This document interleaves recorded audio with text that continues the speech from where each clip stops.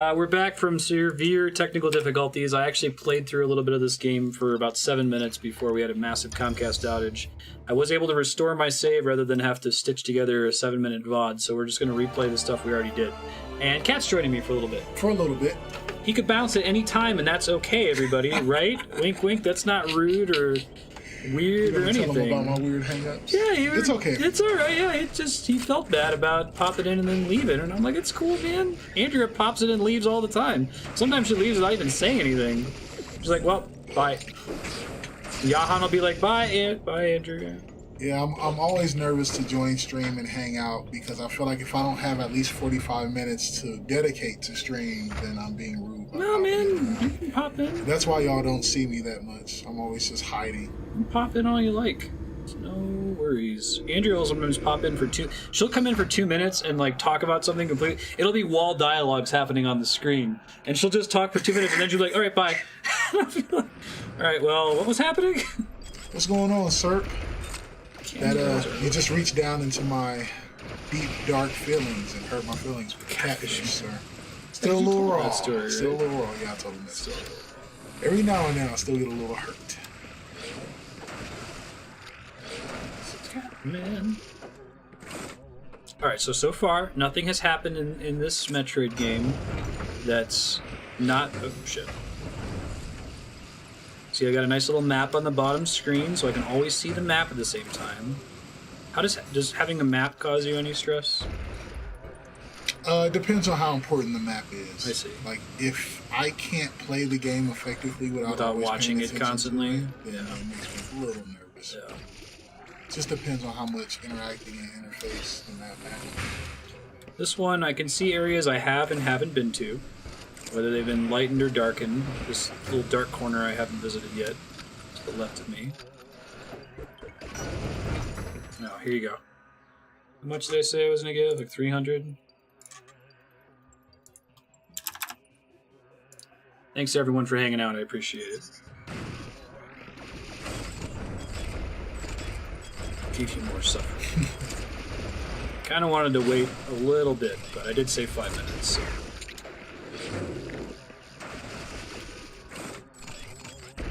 Okay, so that was... Why would I know to do that, right? That's terrifying. That's, like, everything you don't want in your life, that block I just busted. So give me a sec, and I'll show you the little feature they added to this game. Yeah, I really like that move. A little melee attack. So I press a little button, and it scans the map, and it tells me there's an item over here. So that's one way I could know. But the other way that I could know is it'll make blocks like that flash. And this is the newest Metroid game, so they decided, let's try to make Metroid a little bit more accessible. You can have this power you can use that scans the map around you, and it tells you if there's any blocks that you can break, if there's any areas that you haven't seen yet on the map. I'm pretty sure everything shows up there. But thank you everyone for sticking around. Hey! Good looking out, Yukupo. Apparently Streamlabs are actually broken, so I will manually play the sub-height music. I'll have to figure out what the hell's going on with that. Maybe I can reinitialize the browser source or something.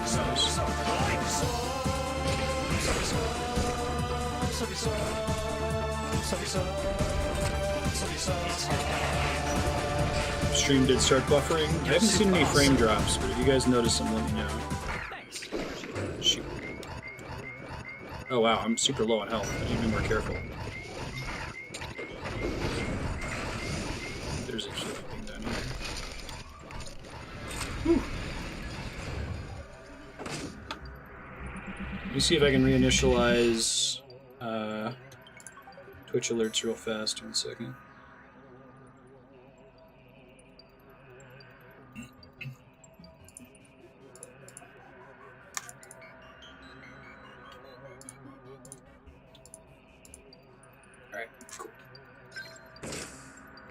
I'll keep an eye on it. And someone who's not a, well, can anyone just type /host Marstead? See if the host notification pops up. It's a good way to test it. Counterattack thing you could do. Now I'm confused. I don't have a map, right? So I press up. And I do a little skinny thing. And now I can see all these places I can go to. It's much more tolerable. It's still a little scary. There's still a lot of powers I can do. Like right now I'm a little ball that's sticking to the wall. It's a little nutty. Oh god. Were the people, the Metroid purists, mad about that scanning thing? So I was a little miffed when I first got it, because I'm like, I kind of liked having to find all the blocks and stuff, but at the same time, it's a very good Nintendo thing, because I don't have to use it, right? It actually costs me resources to use it, so I could play the whole game never using it until I get stuck. I think that that's a good, you know, middle ground solution. Hey, it works, thanks this name. Good looking out. That's even better. Okay, so I thought maybe there'd be bustable blocks up here, but I scanned and nothing popped up, so there must not be. I don't have another way to get up there safely, so we're gonna drop down.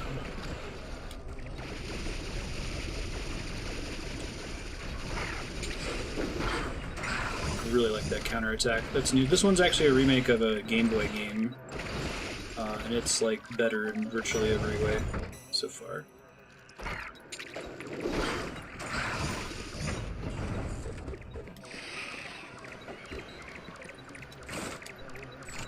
gotta find these Metroids. Okay, I can't do that yet.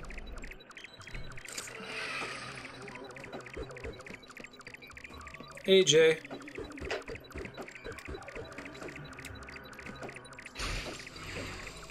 Whee! I'm gonna get out of here. Later, stream. Later, dude. Thanks for hanging out. Check on Joe's situation. Of course.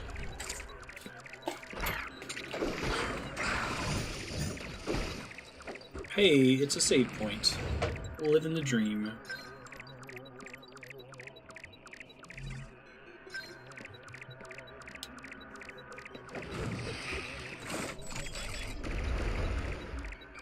Okay, so can I use the invincibility juice? I can. This is probably just a way to get back out of here. Oh shit, there's a Metroid down here. That's new. It's super interesting. I've never seen that happen before. So I had to go in here to spawn the Metroid? Looks like that's what the deal is. No, it's a boss room. That's pretty cool, actually.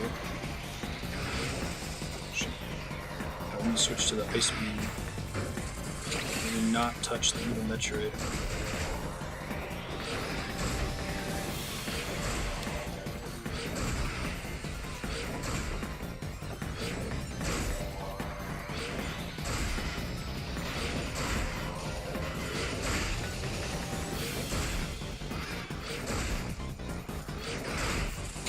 Shoot.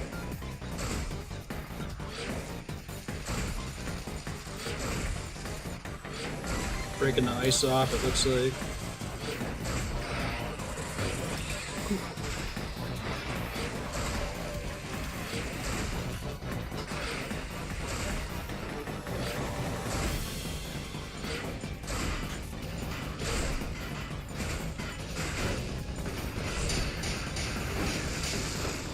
Whew.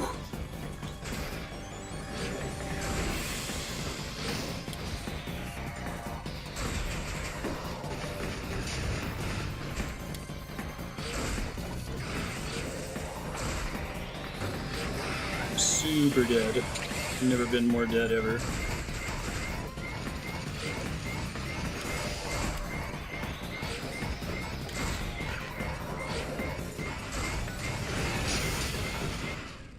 Nope, I'm super dead. I got a plan now for the next fight. Still need super missiles. I really love this game so far, man. It's, I'm kind of, well, I wish I would have played Metroid 2 so I could understand what exactly they've remade and kept the same, but it's just really well made so far. It's a super good game in its own right, independent of being a technically, you know?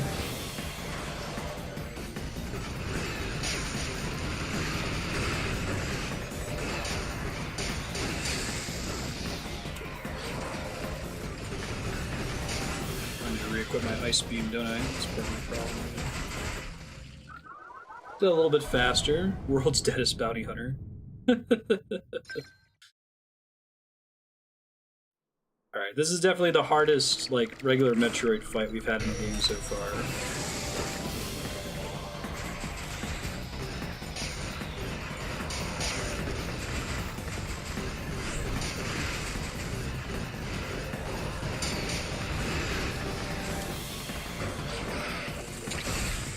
Oh, I might be able to counterattack that move. As long as he's not slamming like that. Shit.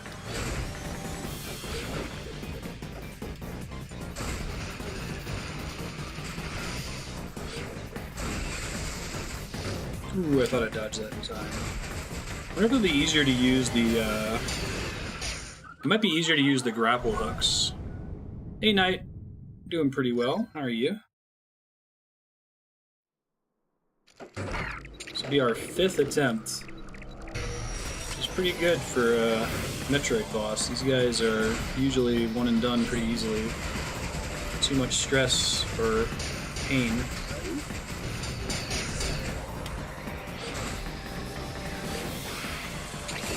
There it is. That was pretty cool. I don't think I've done that before. On one of these guys. Jump on their back.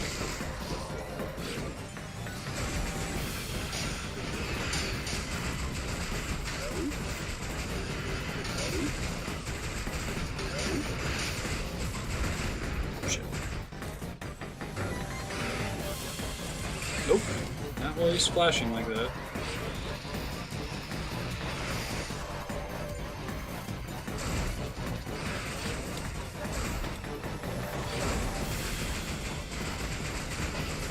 No! I thought I was shooting enough to avoid that. Ugh. Ugh. Alright, attempt number 5.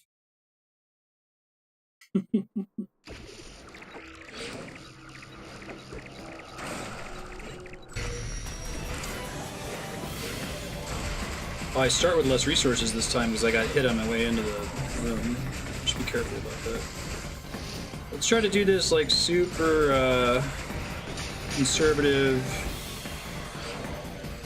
Let's go for very, very yeah, I think that's where I'm getting in trouble, is I'm trying to jump over his attacks like that, and I should be trying to grapple when he does that. Instead of just trying to jump over it. You know. And those individual shots do a good chunk of my health right now, too.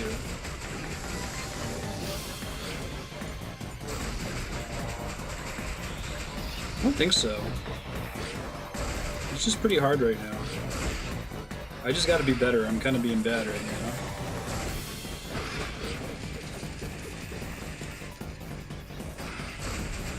I should be more comfortable with trying to hit the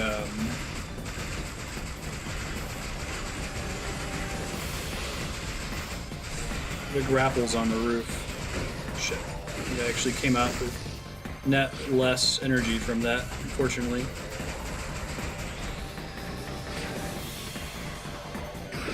Nope. Let me try using my lightning shield. I forgot I had that. And avoid some damage here now that I'm doing pretty well on this attempt. Not yet, kids.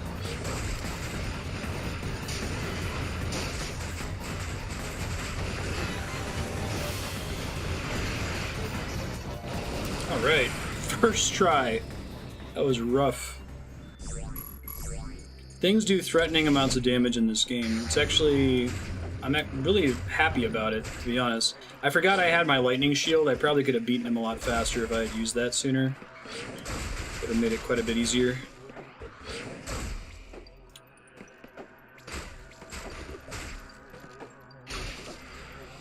And I'm not good at, like, quickly using the, grapple.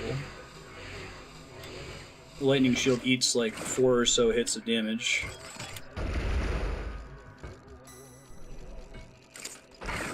Is there a wall here that I can get through? Or is that just accessible from the other side?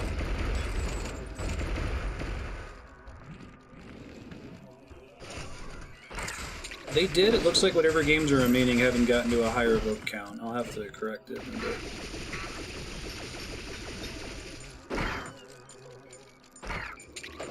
I just have to delete them from the list. Generally, you would assume that the next 2 games would have a much higher vote total, but that hasn't been the case.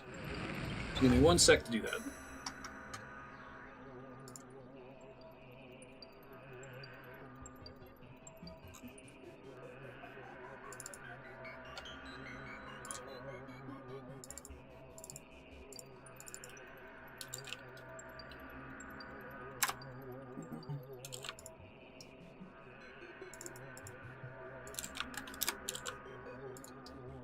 actual top two are what?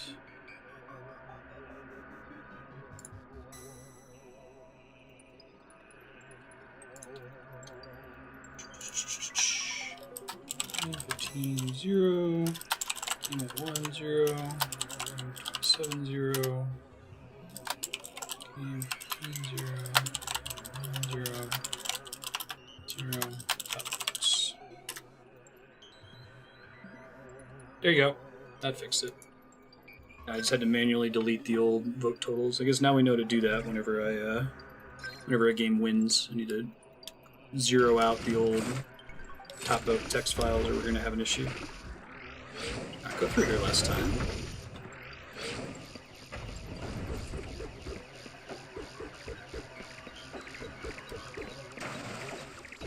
Another Metroid nearby. Definitely not at full resource. Maybe that's why they give you that resource fill really close to here. Alright.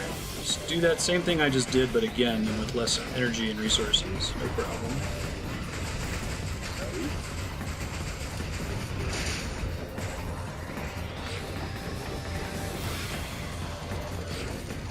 This is where I need to grapple out of here, right? This is my best way to dodge it. Oh, I should have countered that. Whoops.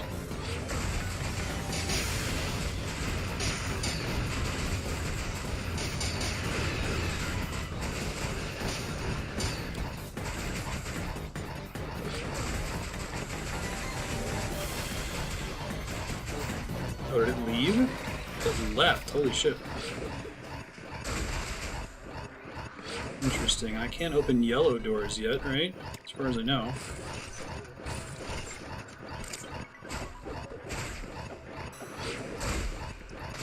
Yeah, we have no way to get through that.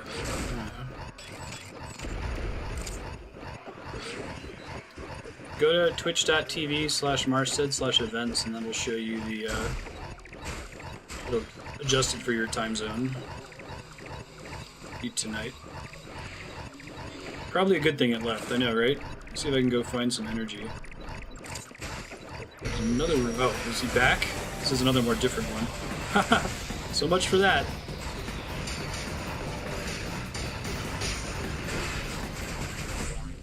Bummer. Alright, let me try to fill on resources before I fight this second one. I was wondering about that room. That room really looked like a boss fight room. Jiminy G's. I think there's a resource refill not far to the west of me, maybe? Spoke too soon. Yeah, we only had events for like a year or so.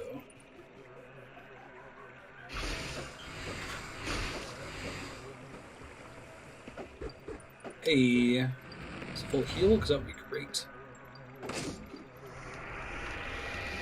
If you tried not having a Metroid. That's an ammo restore. Well, that's one of the things I need. I'll take the Aeon restore. That's almost as good as the extra health. Not if I'm taking much damage on the way over there, but... yeah, because that gets me my Aeon shield.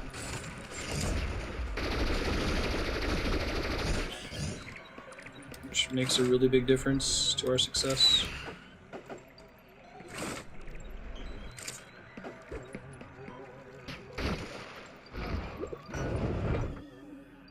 I don't think I can use that. No, that's always a wave blade. It's never gonna do like really fast ice shots, which would be great for this boss.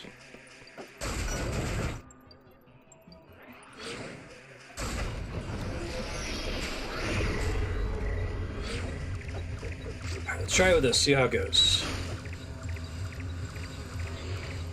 Subscribers, you haven't reset the time zone. It'll be in 7 hours from now, folks.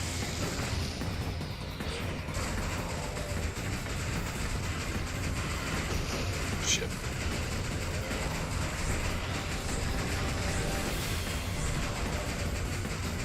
Do your charge attack, not that attack.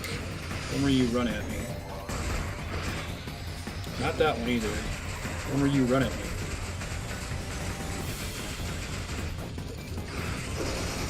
Not that one either.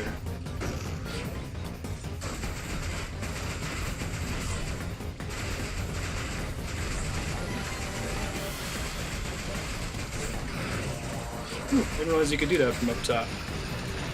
You're running away now. Super dead? Ah, now he ran into that room. Well, that makes more sense that time.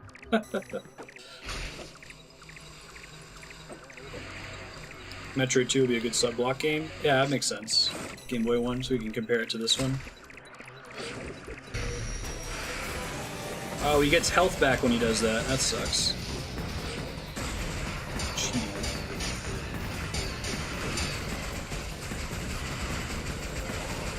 It's really hard to just stand still and not get hit constantly by those things.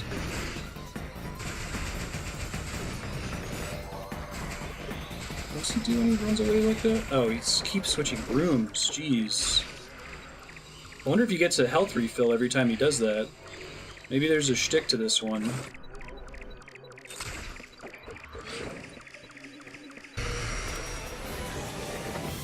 I can't really tell based on the color whether his health is higher now or not. Shit.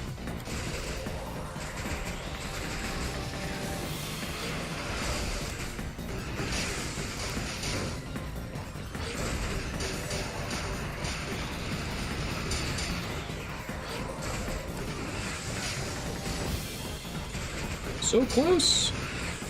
Whew. Talk about cutting it close.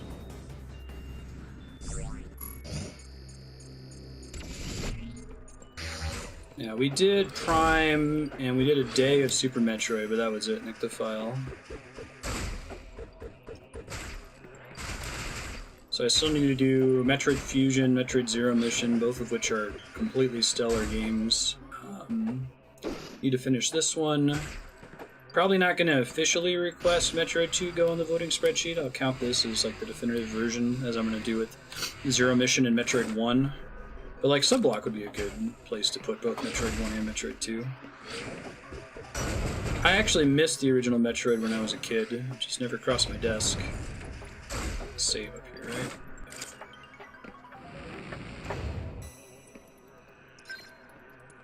I remember renting Super Metroid and being really confused at the time.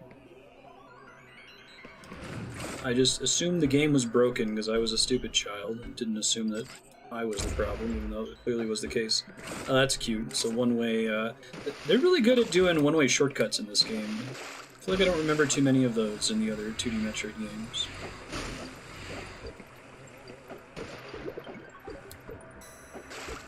Missiles back.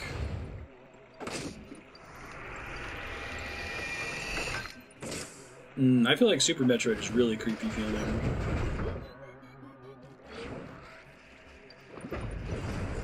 You're 30 health when you're spawning, right? It's pretty brutal.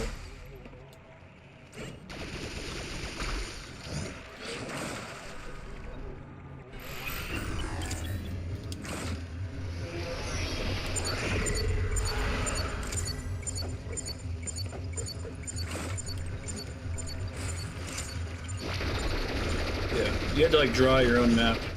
Ask ping Paranormal Echoes on Discord at some point and ask him to share the awesome Metroid 1 map that him and his friends made.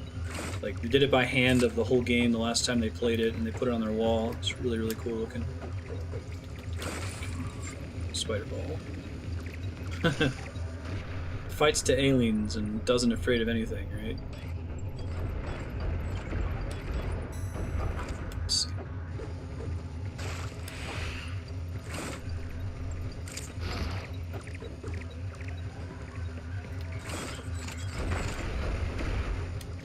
Hey, it's an energy tank. Ah, they screwing me on this energy tank?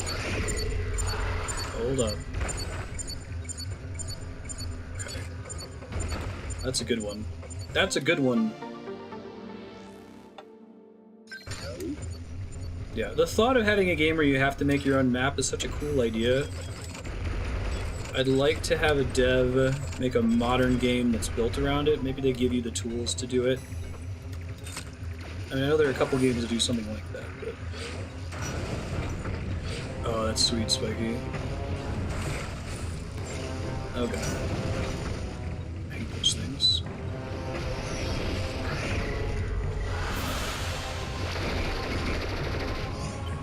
Thank God for the enhanced pickup radius in this game, you know?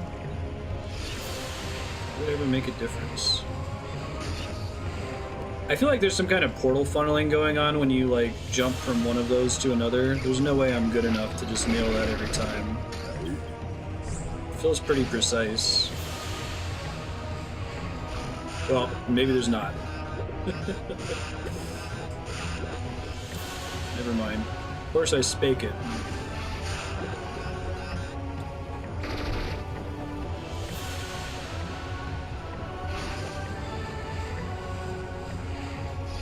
Ugh, it's rough. Etrian Odyssey. Yeah, for some reason Etrian Odyssey didn't really scratch that itch for me, and I can't really place why. Maybe it's the fact that the dungeons are randomly generated. You're not really getting that precious developer-player dialogue that I talk about so much. Can't really place why it didn't do it for me. I need to play more Etrian Odyssey. I only played it for an hour, but... Oh, that's right. You mentioned that. Oh, shit. Like, how does the map... That game lets you mark stuff on a map that's pre-filling as you walk through it, right? Is that how it works? My bad.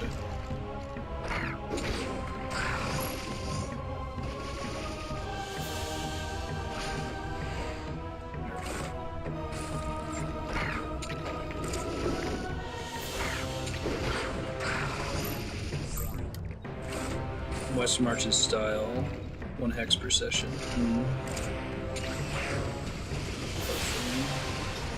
Maybe it wasn't that then, the fact that I thought it was random incorrectly. Super wrong.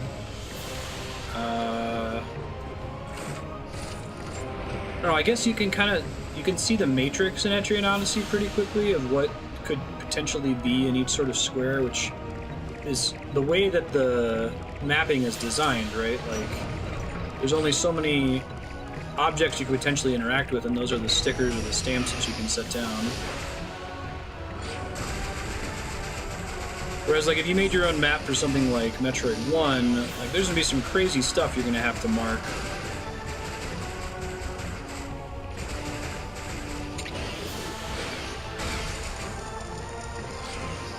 There's never, like, things that block your progression outside of, like, keys and switches, right? You never have to leave a dungeon in Etrian Odyssey and then come back to it later with a new ability.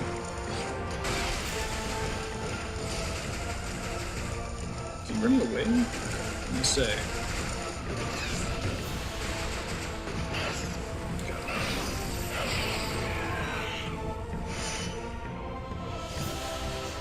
Stars without numbers.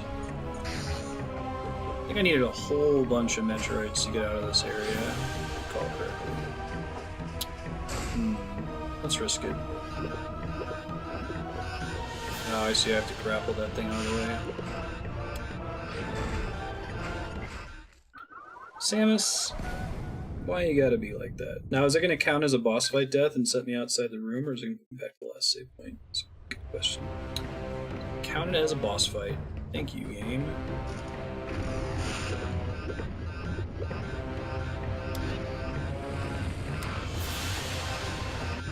Whew, alright. I guess I need to have completely full health to pull that off.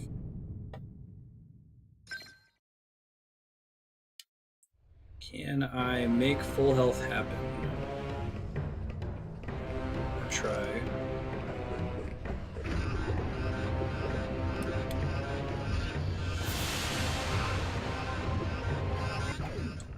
I think I gotta be quicker about pulling it out, but I guess if I pull it out, like, what am I supposed to do after that? I open the door, but then I can't get out of the room. Let me just scope out what's on the other side of it real fast. Yeah, I can drop into more lava. There's nothing to actually pick up on that side of it. Unless if I pull the thing back, get out of the lava, have enough health to get back in the room. I don't think I can use...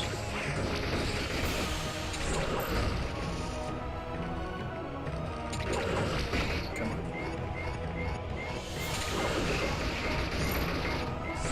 I don't think that I can use the thunder armor to avoid damage in the lava, but I'm not sure if it just absorbs a set amount of damage or how it actually works. Hoping those guys would respawn. I guess not.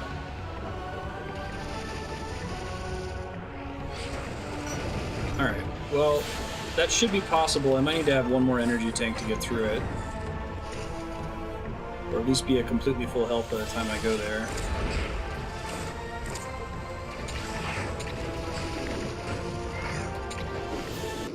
That's okay. Curious where it's gonna set me. Or I'm sure I get an upgrade eventually that lets me walk through lava, which would be nice. I made those guys spawn last time. Was it just walking through here? I think it was actually pulling the door away. The counter was moving far enough away to spawn enemies. It's interesting. We'll have to remember to come back here. I'm guessing it's just what do you call it? Shit, what did I hit that time? Missile upgrades, so not big deal. Still would be nice.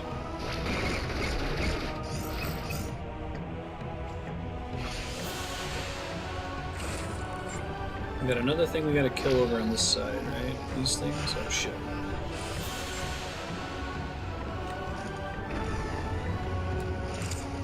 Shit.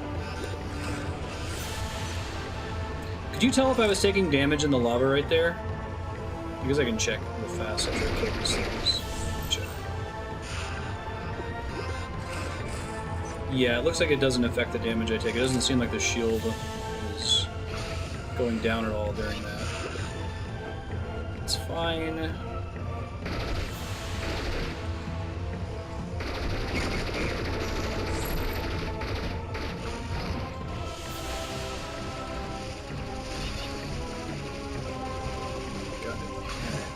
Swing.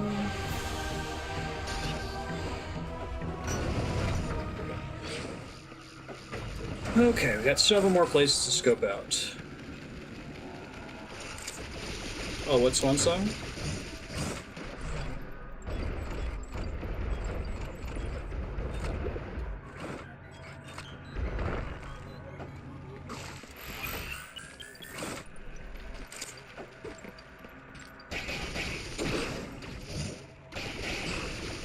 Didn't respawn fast enough for the insta-kill, that's fine. Where else can I explore on this map?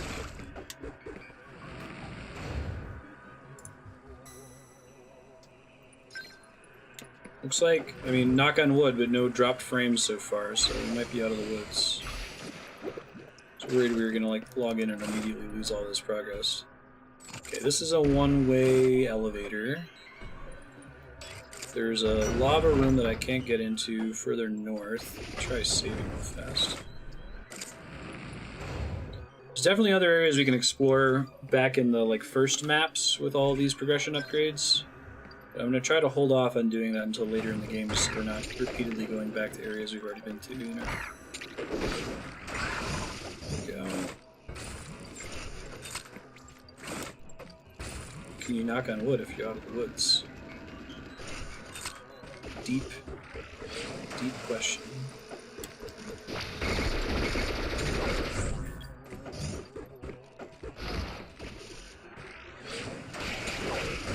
You jerk. Good night, Kaihan. Thanks for hanging out. See you next time.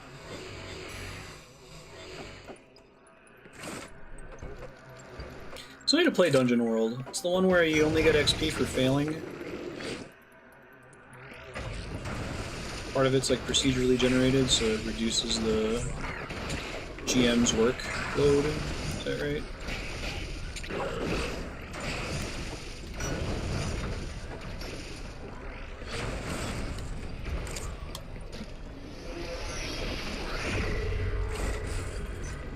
unbreakable. There's a green door that we totes can't get into yet. The door's on the left that we can't do anything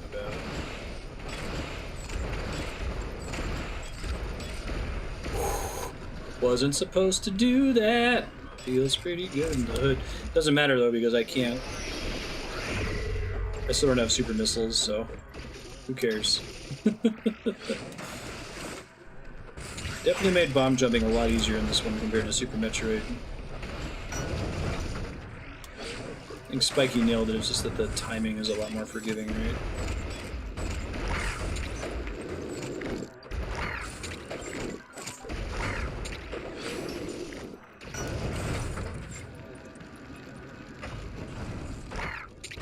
Ooh. I hate you. You're the worst.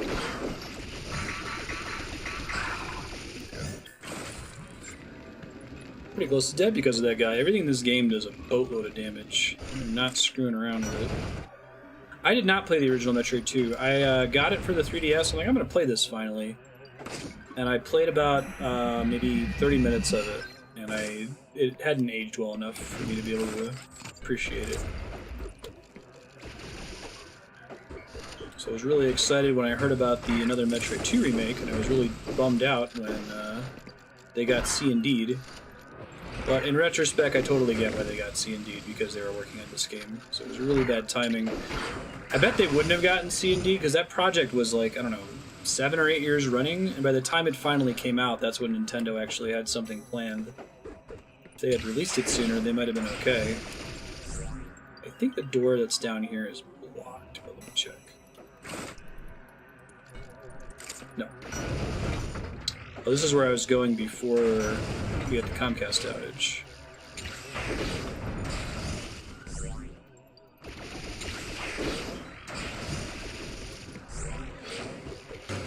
Ouch.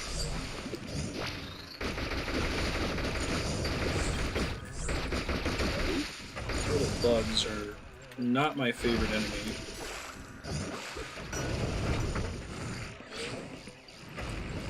This is the warp, and then there was a door we couldn't get through, if I recall correctly.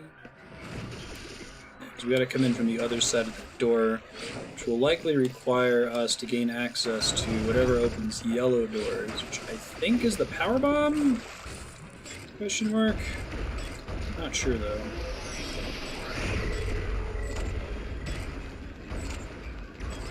We've got more space to explore here, so this isn't all bad.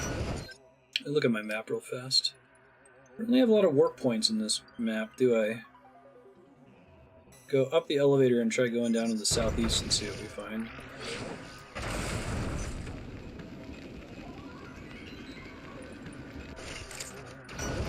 Oh, that's cool. Hang on.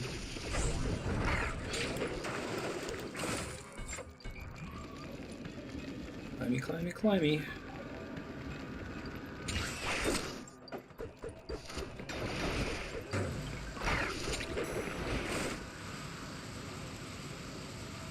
See some fire.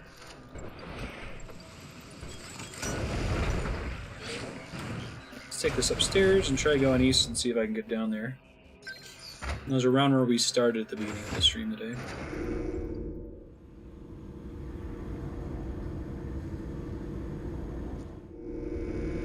That's awesome, Leon. Nice. Definitely use like NPC generators before. Jeez. Stop it, stop it, stop it, stop it.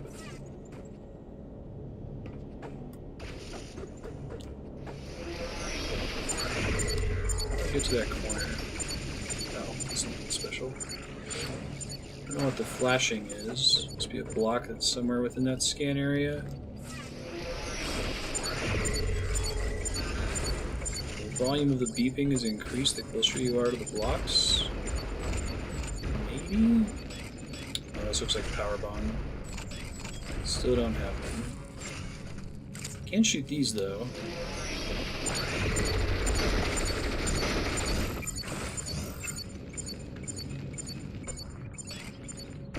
Yeah, power bomb or whatever yellow is.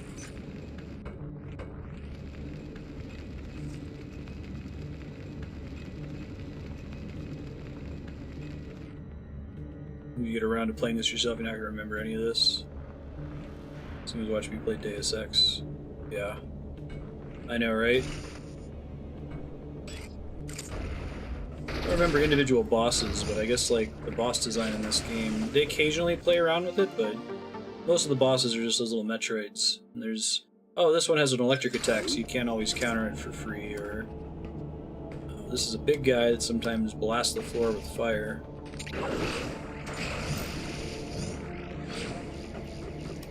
How many larval stages can a Metroid have?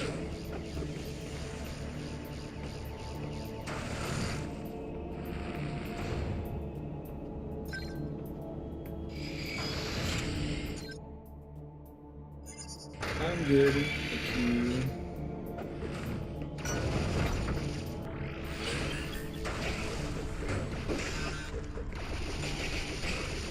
Appreciate the volume of those little upgrades they give you.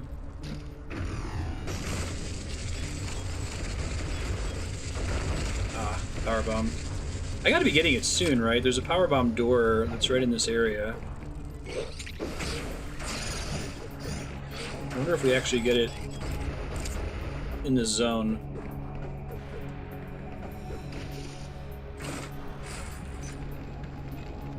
I'm actually not sure what the helixes in the circle are. I don't think I've had an opportunity to obtain those yet. It might be telling me how many total I need in order to exit the stage. You know, I bet that's what it is. Like, I need a total of 10 helixes, and I haven't turned any of them in. So if I turned in the 3 that I have right now, it would say 3 out of 10.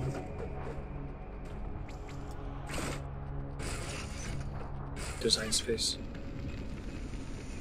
I think that design space is the more interesting thing to talk about than conveyance in most cases. Like, conveyance is nice to appreciate, but every game has different sorts of design space that you can explore, tap out. There are parts of your design space that aren't worth exploring because they're redundant. Andrew would say they're degenerate.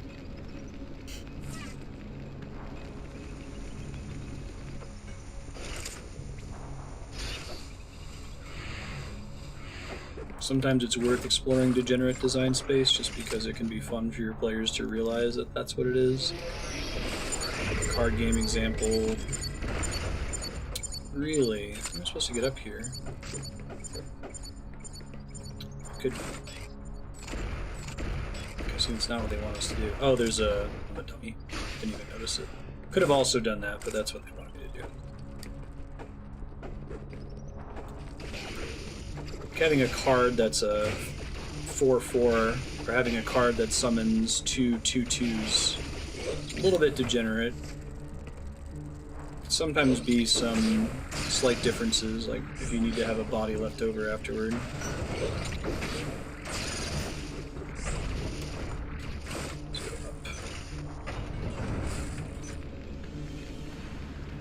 That's how you get a lot of those "oh, I get it" moments in gaming. Oh, I get it. This is supposed to be a this, except with this. Neat. Power up, please. Would be great. Power bomb, particular. Super great. Tokens can matter. Yeah, you can have a lot of stuff that appears degenerate, like, okay, whatever, it's just a 2/2. But it's a 2/2 zombie. It's different.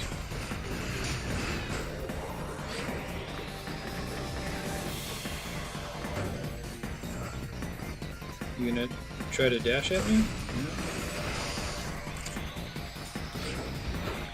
Shit.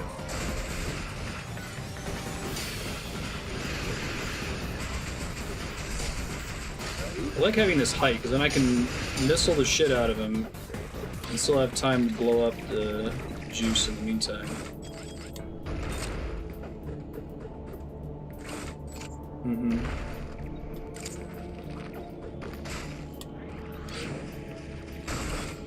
Zombie. Synergize better with AoE buffs, right?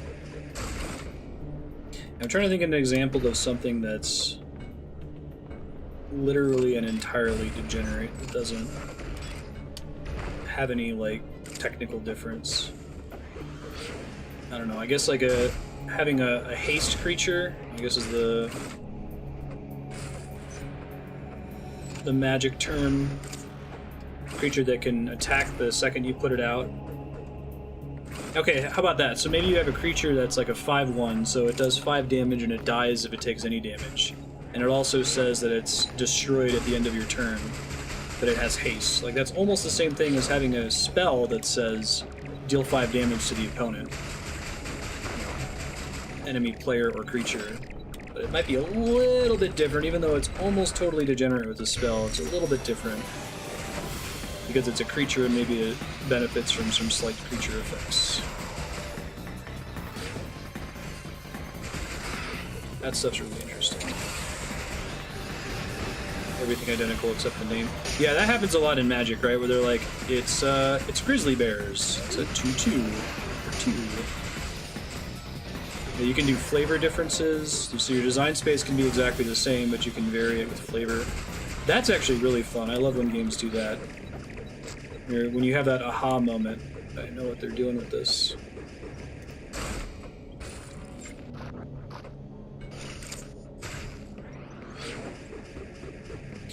Yeah, so to your point, Yukupo, Magic is such an easy example. Magic is one of the best arenas to discuss design space because that's basically all it is. You're just exploring the different design space of cards. It's a much more simplified rule set than something like Metroid. But a typical flavor rule is that green doesn't get spells that just flat do damage to the enemy. They tend to have creatures. Oh, is there a third room I can fight dudes in? No shit. That's unexpected. But maybe for balance reasons, you want green to have access to the power to just do 5 damage to the opponent. And the way they'd probably do it is a haste creature that has 5 attack and 1 toughness that dies at the end of your turn. Basically the same thing, but it's more flavorful for green than just giving up and giving them a fireball.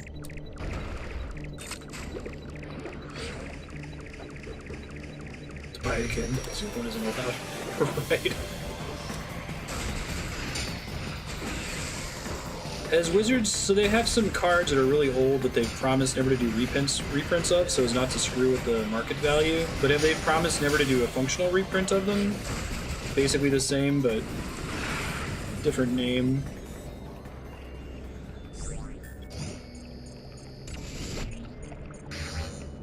Yeah, I don't think you really need to play Magic. That's one of the things I like about Magic.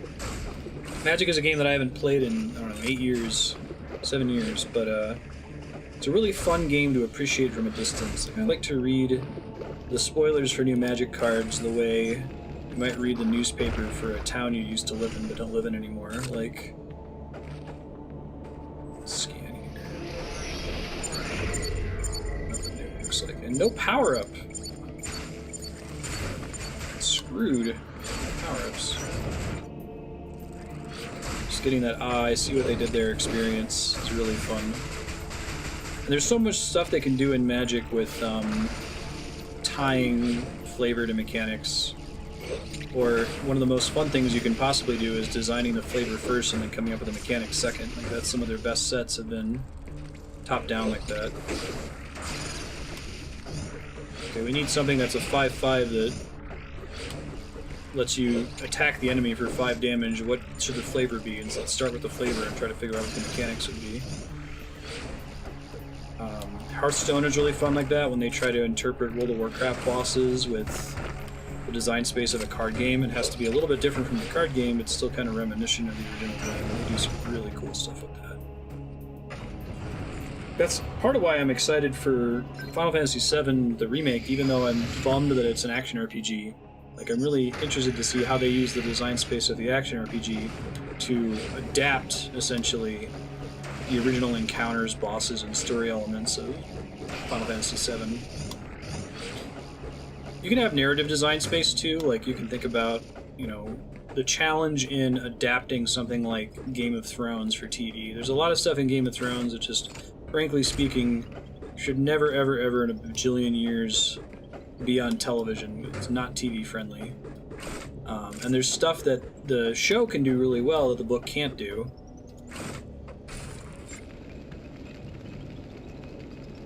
Thinking about adaptive design space is really fun. Yeah, Hearthstone's very similar. Yeah, Hearthstone is so similar that you can interchange terms a lot of the times and get what they mean.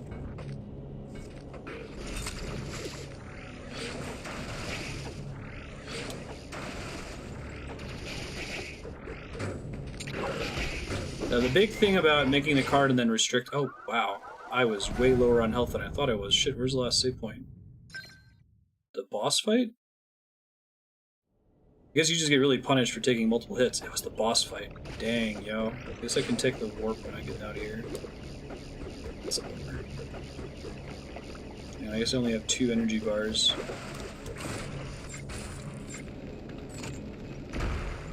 This is even with the various suits, so I'm taking half damage. Yikes. I guess I could farm up some health from this thing. Let's just do that real fast. Well-machine characters don't have POVs in the book. Yeah. And I've noticed that's sort of the approach to writing for Game of Thrones TV shows. I'll often say, hey, George has done a really good job of defining these 2 characters who never met in the book. So what if we have them meet in the show? How would they respond to each other? And it actually kind of writes itself. It's pretty cool. Hey, if you're new to the stream, I'm Marstead. I'm trying to beat every awesome game ever made. If you'd like to see a list of all the games we've played so far, including whether we've beaten them, YouTube playlists, you can head over to games.marstead.com.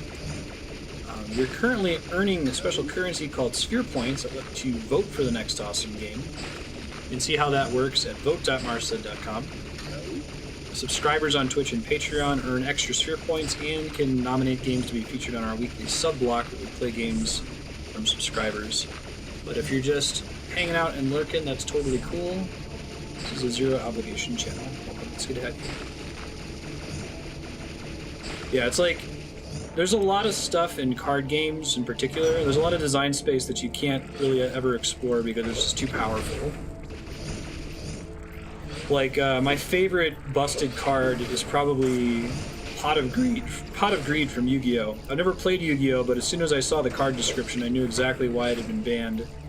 It's just a card that says draw 2 cards. And there's no cost to casting it, there's no cost to including it in your deck.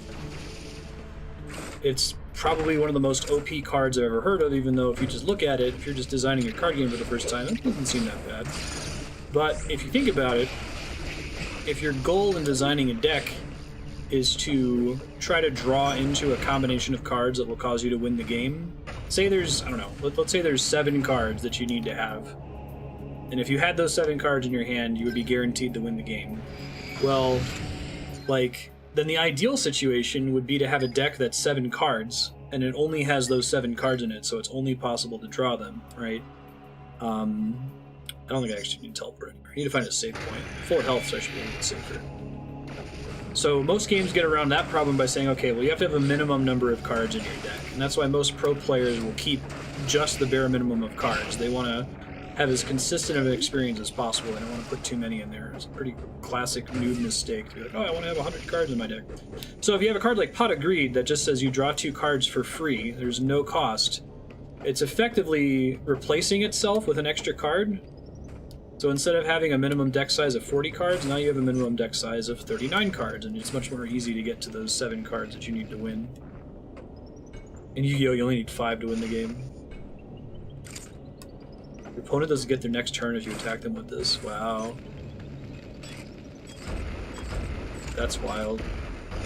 Yeah, it's really interesting when you're just sitting around, haven't really played card games before, and you're just like, let me make some neat mechanics. Let me explore my design space. Oh, here's design space, drawing cards.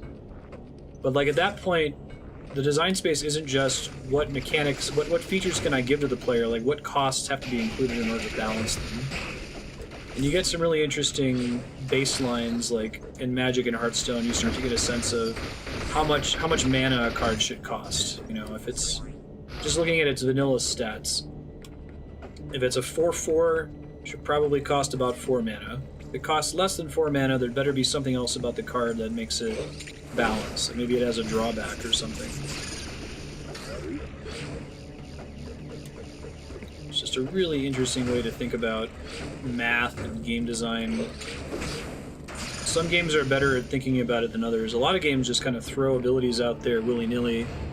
The dev's just like, what would be cool? And then the player base can really quickly glob onto what's OP. One of my favorite things about playing Diablo 3 is that I'll play it I won't read any guides to like the new season with all the patches and the changes to items. I'll just find the stuff that I pick up, try out different skills, and I'll eventually land on a pretty effective build. And then at the end of the season, I'll go look up, okay, what was the build for the class that I was playing? And it's almost always within one skill or one item from what I was using at the time. And I bet that's true for the majority of savvy players, that it's just like there's this niche that exists in the rules that they've created. It's like an evolutionary niche, right? Animals evolve to satisfy or fill a niche. And if you had the same niche in 100 different simulations of the Earth, you'd probably see pretty similar organisms would evolve in each of those niches. Try that with Path of Exile. Yeah. Too much diversity in Path of Exile. There's too many crappy skills in Diablo 3. It makes it a lot easier to do something like that. I'm doing okay. No dropped frames at the moment. If you guys notice them, let me know, though. Seems like a really tall room.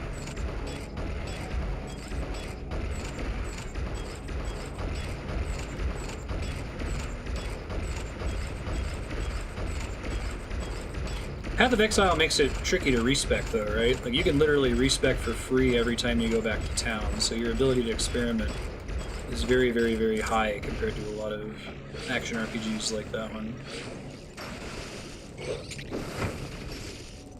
A lot more possible wrong choices to make, yeah. You get very few wrong choices in Diablo 3. It's actually an impressive element of the game is that they've done a really good job of making a lot of builds feel viable. Now, they've had to cheat to do that, and I think it's less elegant design space. Diablo 3 is really dependent on the set bonus to guide how players create builds. And what it really does is it lets Blizzard kind of be in charge and dictate what the season's going to look like by giving massive numerical bonuses to using a very specific set of gear that locks up your other legendary choices.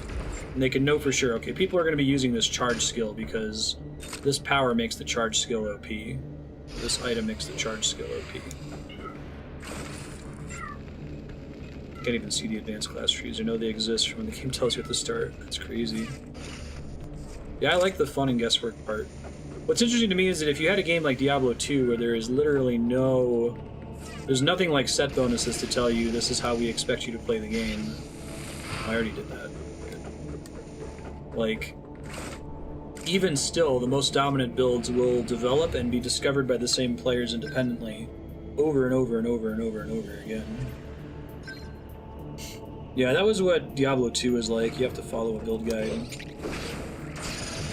I don't like that too much. I kind of like that about Diablo 3, that I can just pop in there and find what I drop and make a build around that, and I'm not going to permanently screw over my character, but...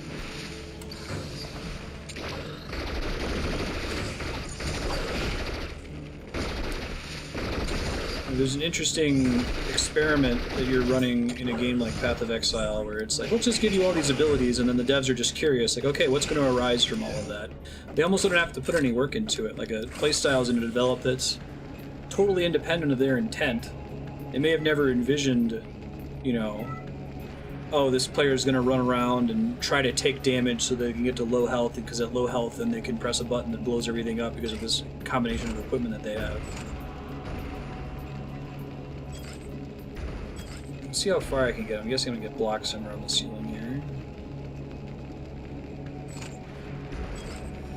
Yeah, right? Chaos, that's exactly what I'm talking about. That, like, the chance that you're going to end up at a common build is very, very high. Because you're just going to be savvy, like, oh, this skill doesn't really work. No, this rune's a little bit better. But I love that idea of complexity naturally arising from really simple starting conditions. I think it's applicable to, like, virtually everything in reality. It's not just a biology concept, natural selection. It's a game design concept. It's a political concept. Like, kill this thing in a sec. I would argue that there are some ideas that are just so viral and successful in a given niche that independent people are going to come up with those same ideas at the same time. If you re-simulated humanity 100 times, they'd always land on those same sets of principles, even without ever communicating with each other. And that's so fucking cool to me. I don't really have anywhere to warp right now. I can go turn in my 4 Metroids, I guess, but I have other areas of the map to explore before I can get out of here. Definitely still need a power bomb. I'm guessing it's somewhere in this map. Try backtracking to the early areas. Maybe there's some fancy stuff back there that I don't know about. Monster Hunter problem, there's not a lot of feedback. Yeah. Is that Path of Exile that doesn't give you the feedback? See, I feel like having the feedback is really important. I need damage numbers. I need something that shows me how effective I'm being. And like Diablo 3 does damage numbers almost to a fault. Like it focuses on them, it makes them a huge font, it changes the color when you crit. See you, Stargamer. Happy lurking. There was something right outside this room, right before I got the shoot fast power, Gatling gun power. I might try to use that. Oh, that's right. Those things are really bad.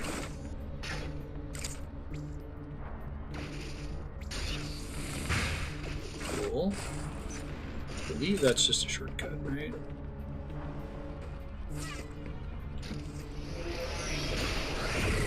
Got a lot of those grappling hook things. Ooh, there's a... Oh, I see. I thought I was hearing the Metroid beeping. I thought I explored this area pretty aggressively. Oh, there's an elevator over there that I haven't checked out. Let's do that.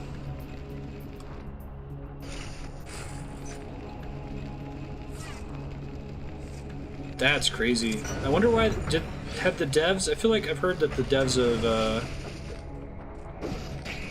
Path of Exile are pretty open about their design decisions. Have they exposed why they don't just include that information in the game proper?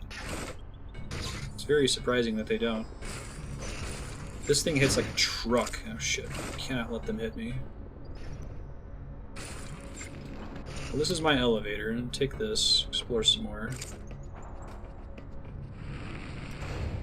Haven't been down here yet. I still don't really buy the Monster Hunter explanation for concealing that information. I get where they're coming from. They want it to be like this realistic hunting experience that you don't have these numbers, it's not arcadey, but yet it feels like the game keeps moving in a more and more arcadey direction in the way they intend the game to be played without the mechanics and UI and quality of life features coming into match. You know?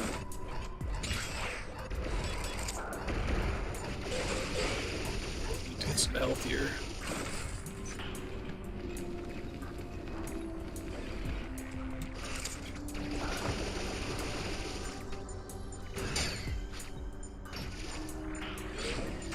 Now I bet I can use this. I think that when it does that, oh shit.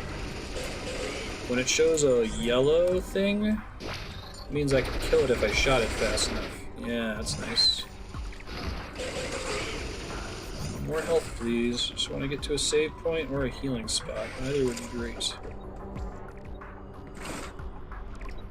For great first impression, more and more problems the more you played it.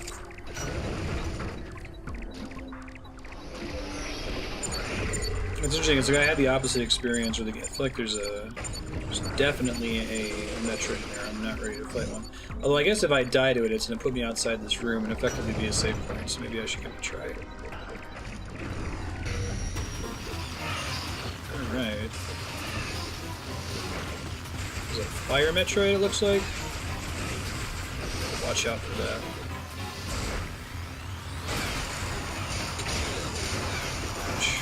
Had a chance there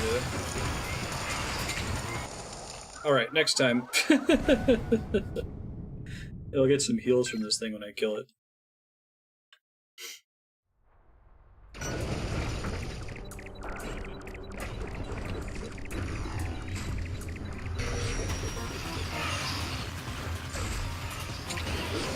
Oh, too late.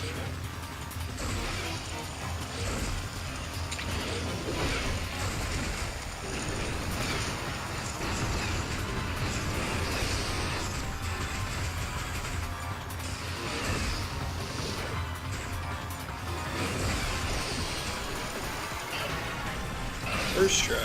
Came out with less health than I came in with, but gives me some drops. Hey, now I have a little bit more health.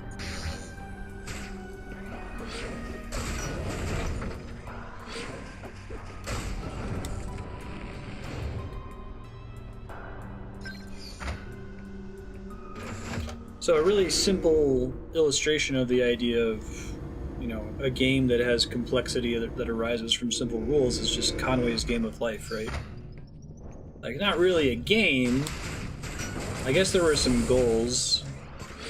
If you've never checked out Conway's Game of Life, I can't recommend it enough. You just Google it. There should be some free sources where you can play around with it a little bit.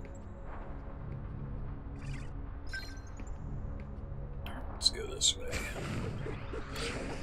Pretty sure people would make browser games out of it. I'd be shocked if they wouldn't. Back when he first came up with the idea, people were doing it with like graph paper.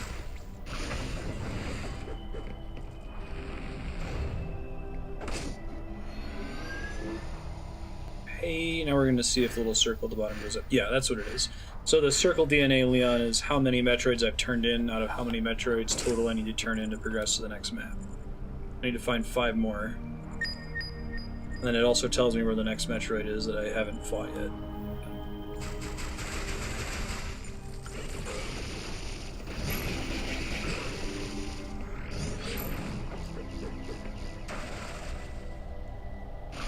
Glad that thing has unlimited range. It looks like the range is just line of sight. Appreciate that. Something interesting in the middle of the room here.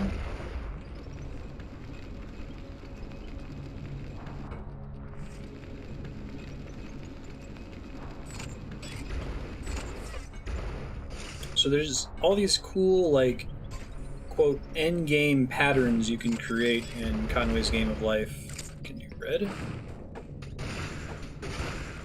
Hey, nice.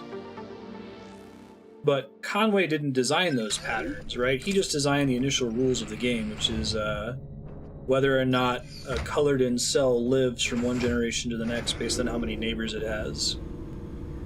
But all of those really cool patterns that everybody's figured out over decades playing around with it arose despite his lack of intent in designing them. Super cool. Hello.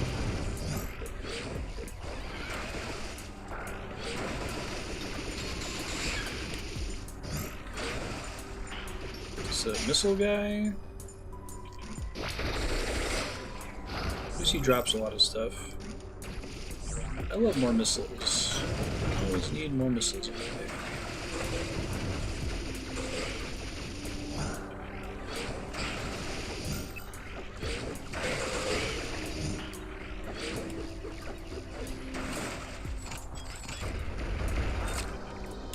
I'm trying to think of other games, like video games, not like Conway's Game of Life, basically a math experiment, that kind of take advantage of that emergent complexity concept, where the devs didn't intend something, but they created a set of rules and the players figured out the complexity from it.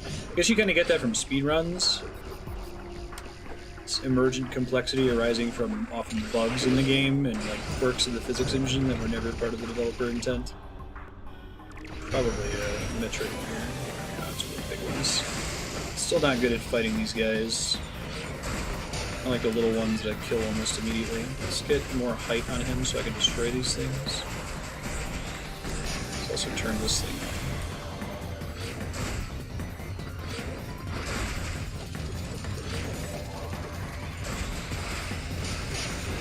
Couldn't quite hit him from there. Ocarina of Time bingo is pretty incredible. Yeah.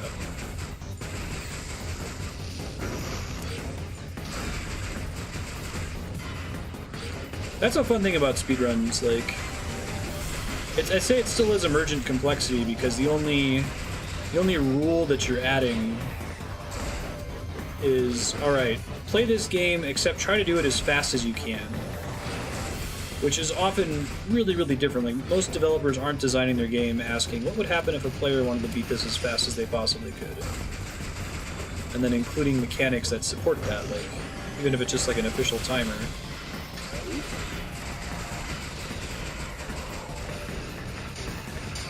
Ooh, shit. I walked right in that one. This guy's so close to dead. Just get a couple more missiles off. This is gonna end badly. Nope. Next time, Gadget.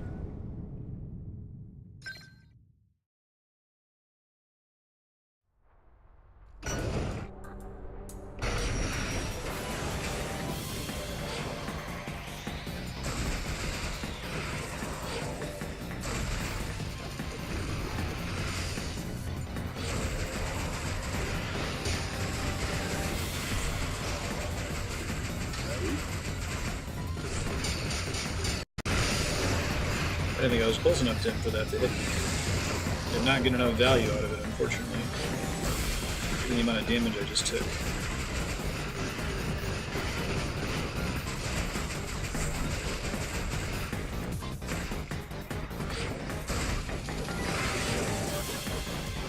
Jerk, you know that?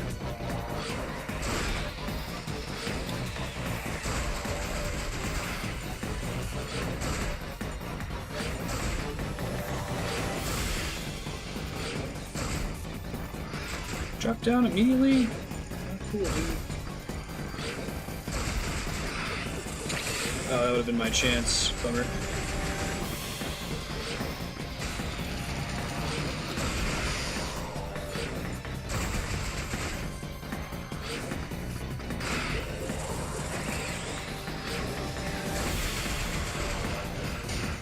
So close! So close! There we go. Whew.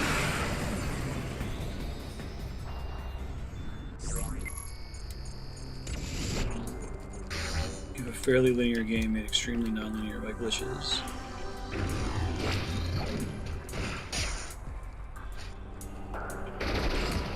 Oh, I need more juice to get through that. Shit. I don't think I have easy access to juice in this room. Can you pop out and back into the room? Maybe there's some enemies in here that give it up.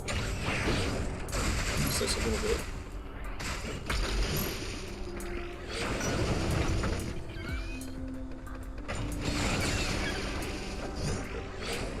A little bit. Not enough juice. I don't think those things ever really respond, do they? Come here. Too early.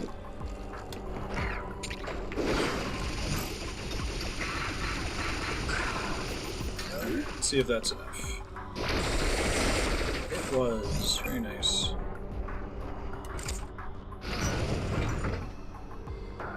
FPS Brothers into for a while where the physics engine didn't quantify friction unless you were touching the ground. People found out how to make insane jumps using ramps and constant jumping. That's awesome. What game was it? What was it called?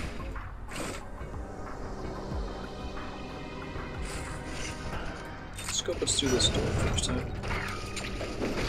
The save point would be the bee's knees. I would love a save. Hey, take the warp point. Let's see, I don't remember if I have any warps that are particularly close to.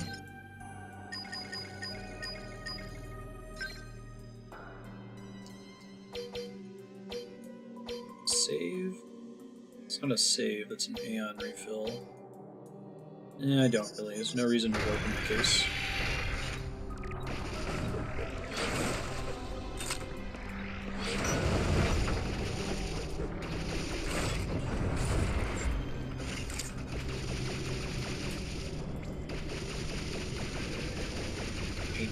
Interesting.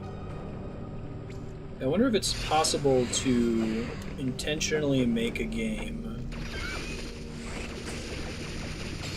Let's see if I can work this right.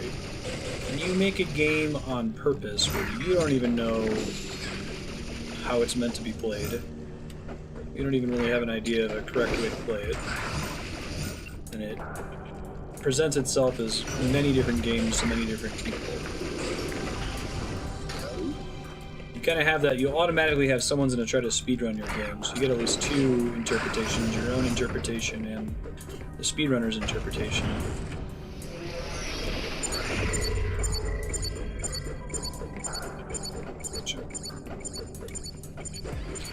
Right, so you have to be careful avoiding becoming a toy. It's true.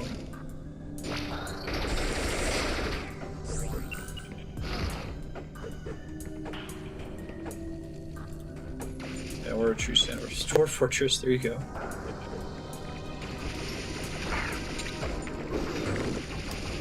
I would probably agree that Dwarf Fortress devs don't know what their game is supposed to be.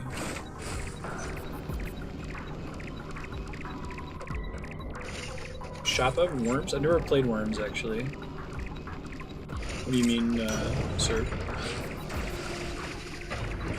That's like true sandbox games super turn me off, but I'm in love with the idea of people coming up with their own meaning in the game. Maybe I need to have a developer intent. Whether I end up subverting it or not, you know?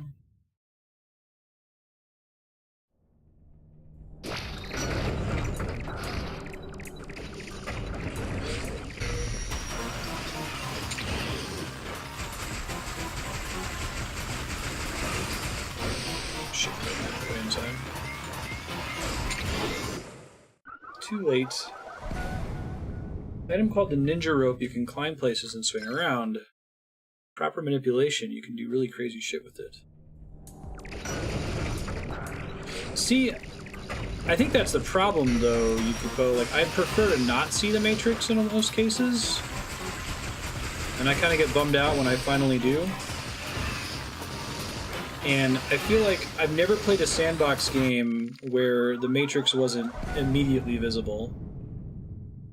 Like, let me think about it. Breath of the Wild might be the closest, and I guess it's because of the just volume of authored content in that game and how different it often feels. Like, each shrine feels like there's always a different solution to it. You're not doing the same task for the third, fourth, or fifth time.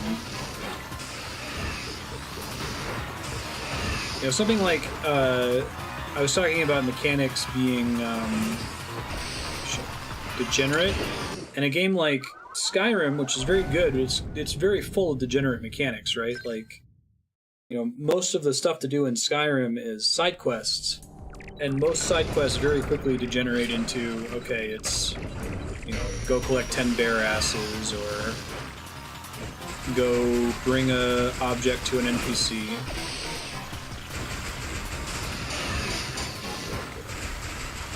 And I think that's true in Breath of the Wild side quests as well, but like, the side quests aren't the meaty content of that game, the cathartic content of the game.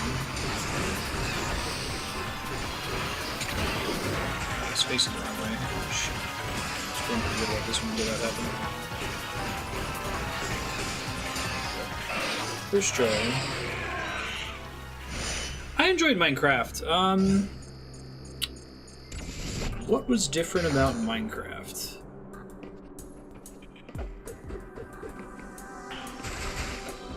Try to classify why I had so much fun with Minecraft and not with... I actually have a ton of fun with Terraria. It's one of my favorite games. And Starbound's also pretty good, but Starbound has more of the seeing the Matrix issue than Terraria does, because it has an excess of content, and you can see the Matrix with it really, really fast. Alright, let me just chill here for a sec. I need to get more resources. It'll take me a minute. Mostly there was a mapping contest that suspended the usual rules for getting a map promoted, and the winning entry utilized a bug in the way the game displays certain objects for aesthetic purposes. That's pretty cool.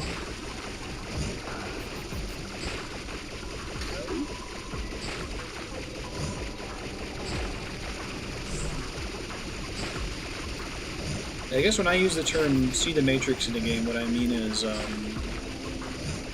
understanding a repeated element of structure. And sometimes that can be relieving. So a good example is in Deus Ex, Human Revolution, I was really getting anxious about the number of guards that were positioned facing each other so that you couldn't sneak past them. Like, this is supposed to be a stealth game. How am I supposed to get past all these guards that are facing each other? And after playing it for a while, I realized that, oh, whenever guards face each other, you have to find like an event flag place where you can stand, which will cause the two guards to have a conversation, and then they'll walk away from each other. And that was an example of seeing the Matrix, seeing a repeated structural element being relieving to me, because then I could play the game. I knew how to deal with that feature after that point. But the other element of seeing the Matrix is, I guess not repeated structural elements, but repeated content elements. It's like, okay, well, the devs only really have one or two ideas for a quest, and it's either collect 10 bear asses or it's deliver a postcard, fetch quests, you know? Like, in those cases, when I discover, oh, this is really the only kind of quests that are in the whole game, then I get sad rather than relieved.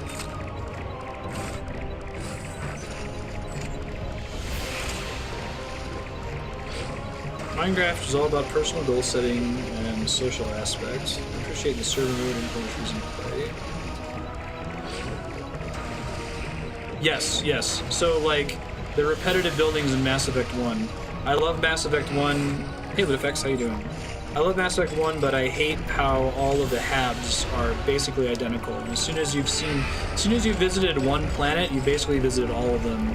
And yeah, you can go in there and maybe there's Geth, or there's humans, or there's Turians or something, but it's still basically the exact same level every single time. And that's something I really liked about Mass Effect 2, where every planet felt like it was new, unique content. I'll often use that as a metric to decide whether content matters in a beatable game. Like, did we see all the unique elements? Yes or no? Oh, that's cool. That's pretty neat. Close to full resources. Every so often, though, Mass Effect 1 would turn that on its head.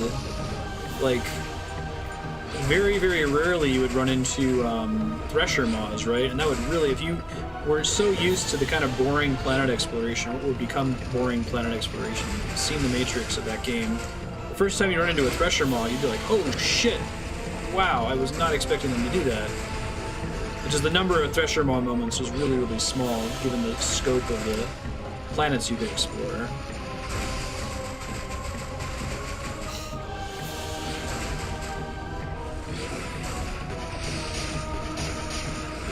I think that's part of why I like Metroidvanias so much, is that they have so much space to explore, and they're very far from being dependent on repeat content. Like, the ways that you get new unique content is that you get new progression upgrades that totally change the level layout. Like, once you get the high jump in any Metroid game, suddenly all the levels become way more vertical because they can allow you to do that. I can't really see what color this guy is because of how red the room is. Woo!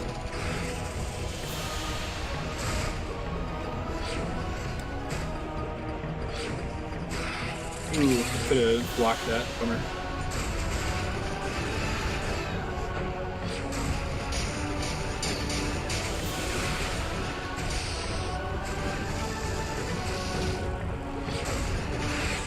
Hey, that went much better than past attempts.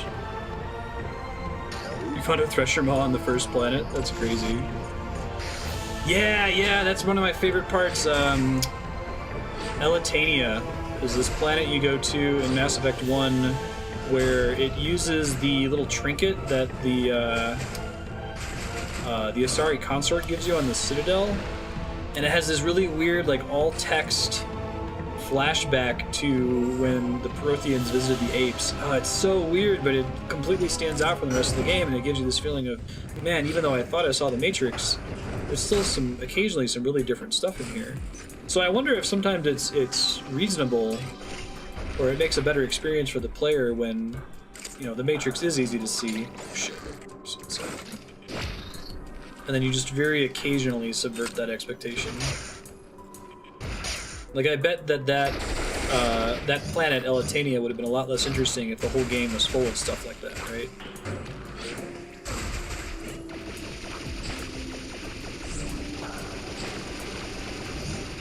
back up on health here. I still need 2 more Metroids to clear this area.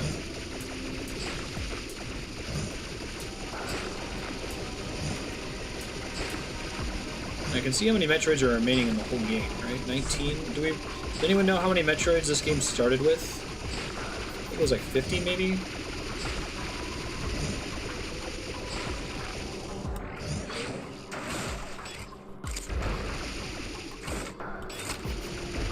Still have a couple more places we can explore that we haven't been to yet. 40. Okay. Sort of about the halfway point, at 5.5 minutes into an 11-hour game. That's looks like we're on good track.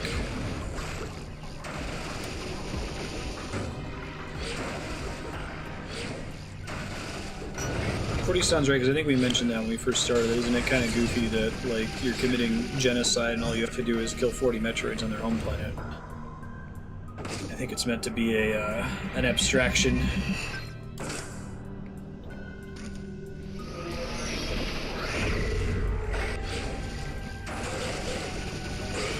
Like a lot of Metroid. Play a Metroid game, you go on the space pirate base, and there's a bunch of machines that require you to turn into a morph ball to operate. And it's like, what, the space pirates really build morph ball machines on their ship? And that's like the one thing that their nemesis uses. And it's like, well, I mean, not really. We just have to represent using abstract game mechanics that Samus is, oh, this is new. That's cool. What's up with that? Huh. Need to take an elevator to get here? I don't think I can get through that elevator. It's blocked from one direction. The music here is like the statue music from Super Metroid.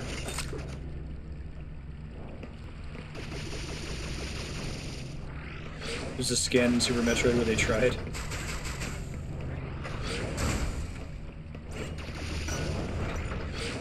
Definitely opening a door on the other side of this thing. Can't fit into it, right? Super missiles. Oh, I had to. I'm glad I selected it. Oh, was it a boss? That's cool. Neat. That's even neater that it's not a boss. So when I aimed at it, it didn't trigger. I had to actually manually switch to the grappling hook. That's rad.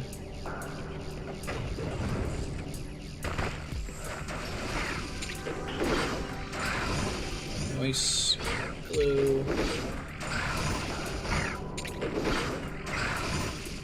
Not about as well as that could have gone. Pull that from the other direction, presumably? Yeah. I guess it's the same red as the red we saw elsewhere. Oh, is this one of those? I need the speed boost. Very good. Yeah, I guess maybe yellow could be speed boost instead of power bomb. Did you ever need the Shine Spark or whatever to get stuff in Super Metroid? Absolutely had to use it. Gonna get that from the other side. Bridge the sequel.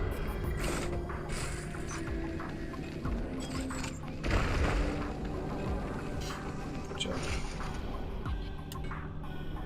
It's wild that it's 25 years later.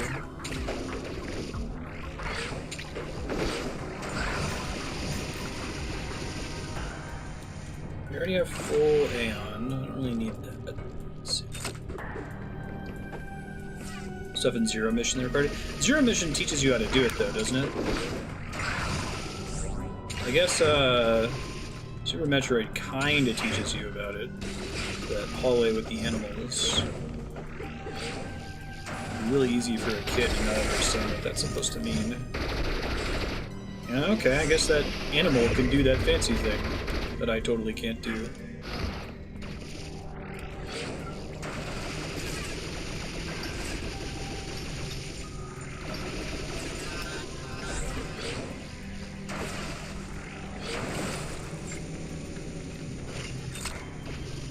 around with that. Ooh, more Aeon juice.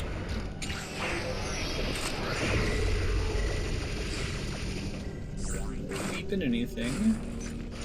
Go through here, maybe I can get up to it?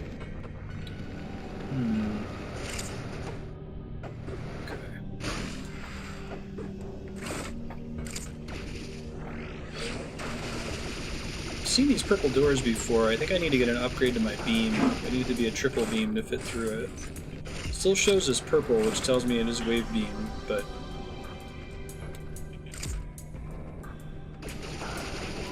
Oh, I'm sorry, Leon. It's a bummer. You have a audio-only option. You might be able to get that if you go to m.twitch.tv/Marstead.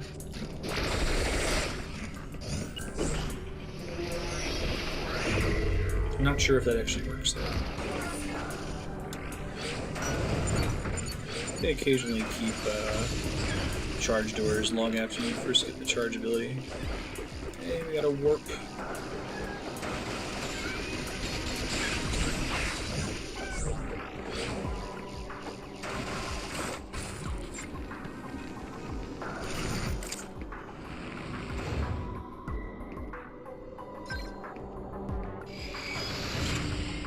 Gotcha.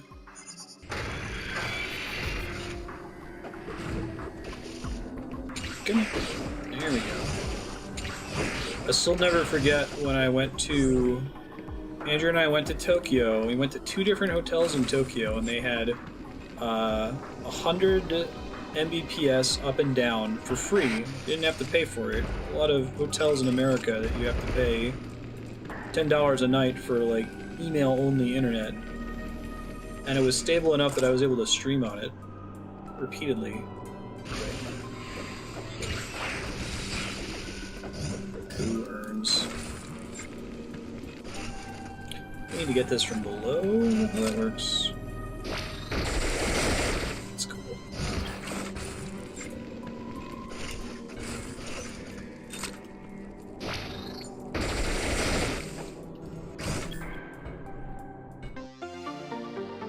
Nice.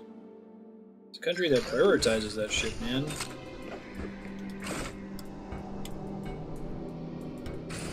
There's a hotel Andrea will sometimes stay at when she travels in Albuquerque. Whoops, I didn't know they were selling. Where they'll sell you internet for $15 a night, and it specifically says, "Note, this is only good enough for checking your emails and text messages. This is not good enough for video streaming. Please don't try it." I know, right? I enjoyed it while I was there, but I was kind of annoyed as well. So to me, it's always felt like the reason people don't do this is because of technical limitations. Nope. We just don't prioritize it as a nation.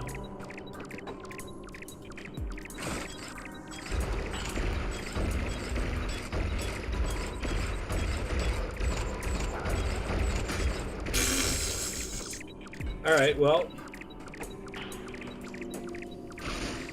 Shit, that's how I know that there's a thing up there. That's cool.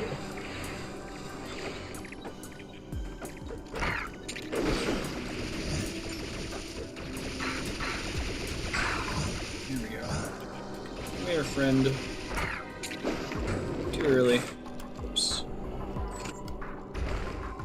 Should be this item from the other side. Net neutrality protections are hurting innovation. Ugh. Ugh.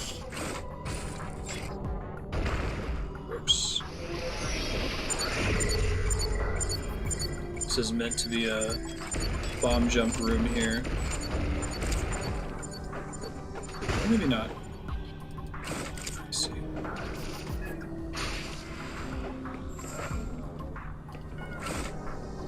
Hey! This is a shortcut to the other side of this wall, right?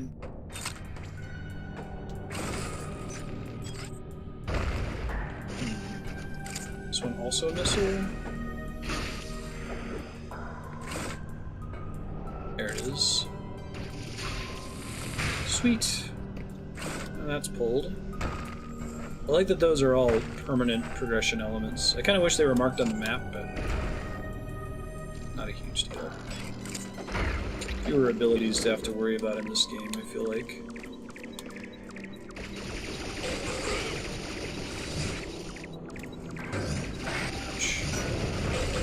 Need 2 more Metroids. In fact, there's probably one in this room, maybe?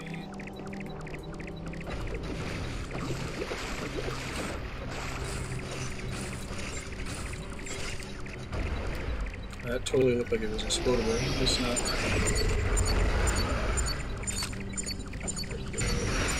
Whoa, it's a big one.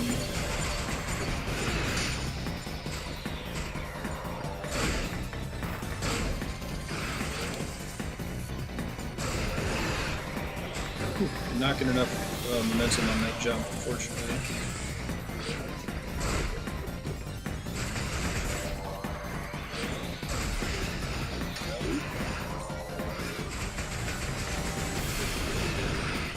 I think that's the trick to these guys. I need to use more missiles on them.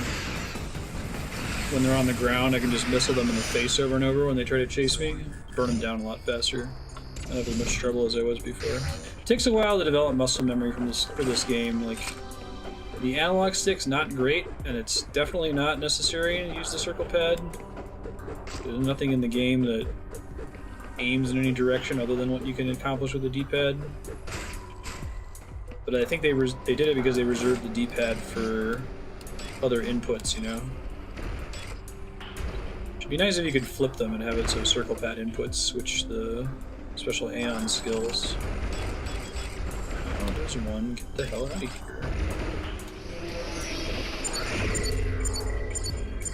Just more proper bomb placement, I guess? Here, maybe?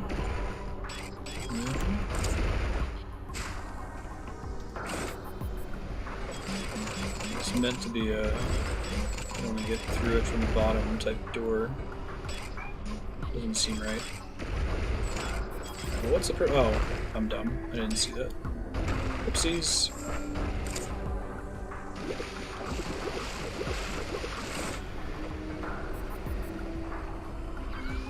One more Metroid and we got it. We can move to the next area.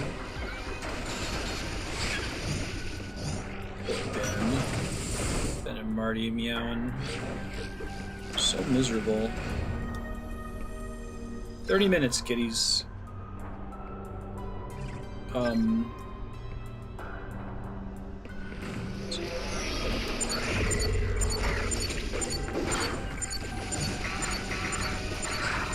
we go. Jaden has a band concert tonight that I'm going to. I'll be leaving immediately after stream. In fact, does anyone have someone that would be a good candidate to throw a host to? I don't know if I'll have time to check. We gotta get out of here promptly. That's pretty cool. Thought it was gonna be a powerbomb thing for a second. Haven't been fed in hours. I've only heard the legends.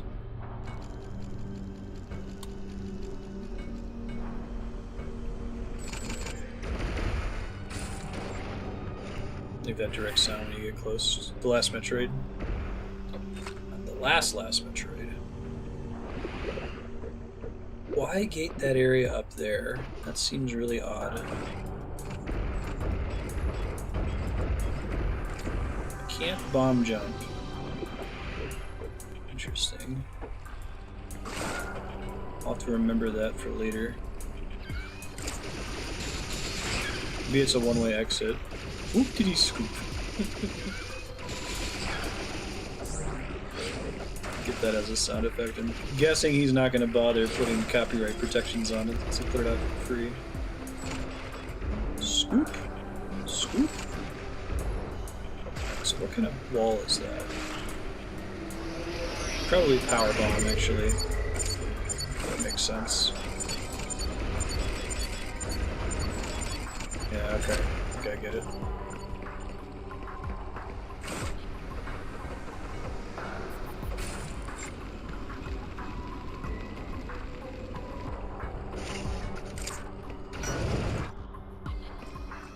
Downstairs. trying to think what power-up I want next. Super Missile would open quite a few doors. Spread on the Wave Beam would open quite a few doors. Fast Running would open... I guess there's only one thing I know of that requires the speed running thing. I forget the actual name of the power-up.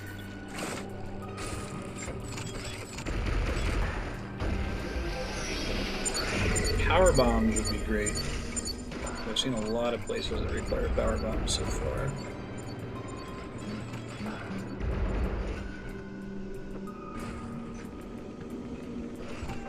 I think it's power bomb to access is my guess. So I gotta get down there and missile through the ceiling. Oh, then I have to be quick about it, don't I? Because those things respawn pretty fast. Ew. Gross.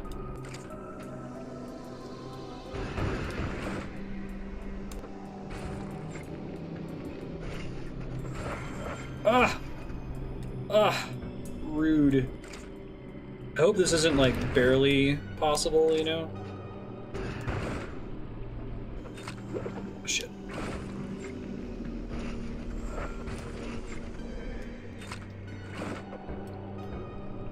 Like, barely impossible. I'd rather it be super obvious that you can't do it without some kind of, like, movement speed and water upgrade, which is probably a thing. We got pretty close last time.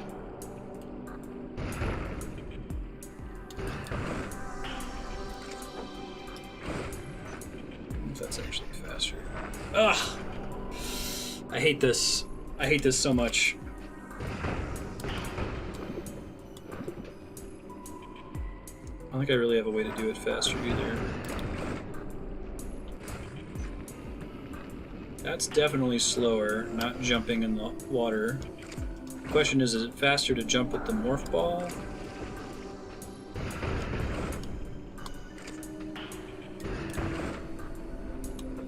Or to drop morph ball? Ugh, I think I can do it. I think I have to be perfect. Yeah. Oops.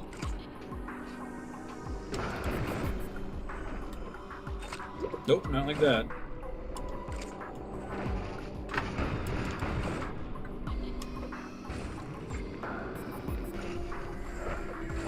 Shoot, I gotta be able to jump. So I need to have one appear before the other two, so I can't shoot him too fast.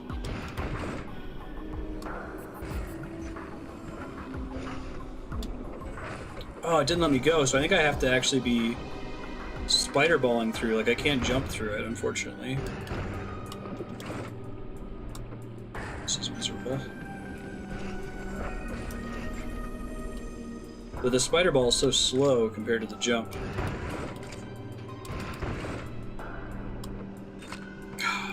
Pigment doesn't stick sometimes.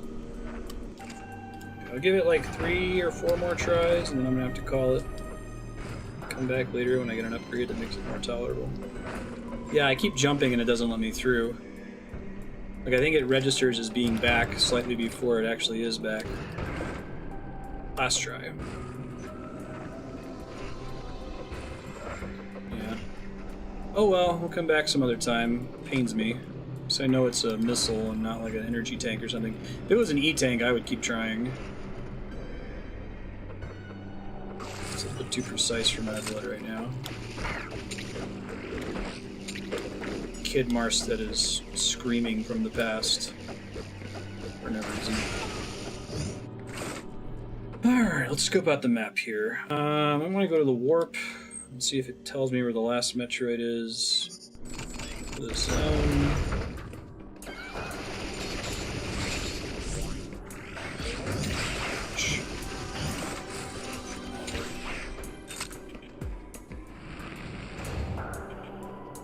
Yes, please. You know, I bet it's just further down from the room I'm currently in. I haven't been down there yet.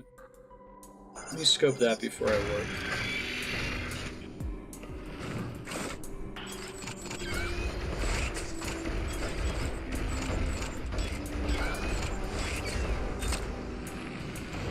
See if my game would be nice.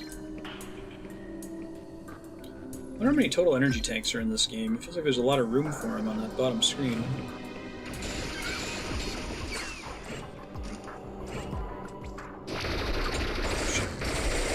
Oh, I bet I can still counter those guys and kill them without having to use my super beam.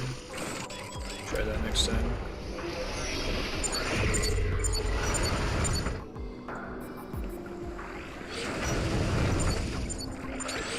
Very likely gonna be doing Metroid. Big open rooms is kind of the thing you're looking for. Do you have any way to see the map at all in Metroid 2? Was there an on-screen map or a pause button map that you could get to?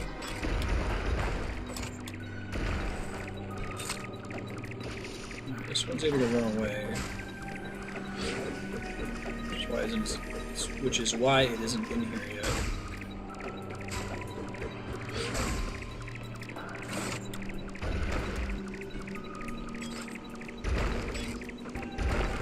So you could kind of use the map as a guide, because the Metroid 2 didn't tell you... Oh, jeez.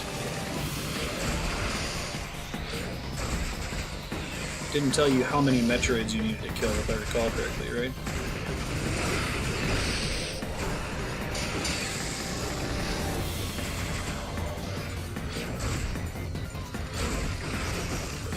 Should have known that's what he was doing. When he does that breath thing, you can't take damage from the mouth anymore. You know? Only countered that once. Now he's upstairs, presumably.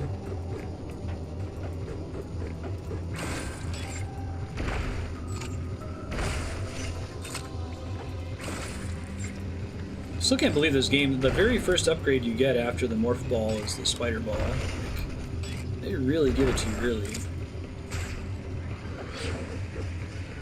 Really? He's not in here? So there's 3 total rooms he can hide in.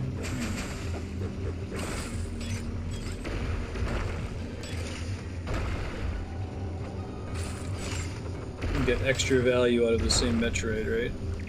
I love all the background things. Is that like a robot drill thing in the background there?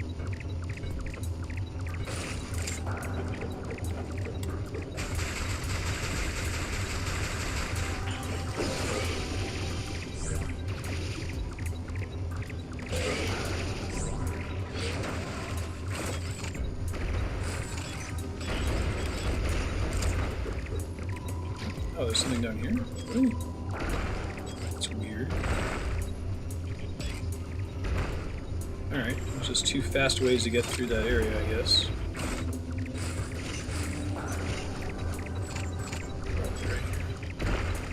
Yeah, that's a ticket.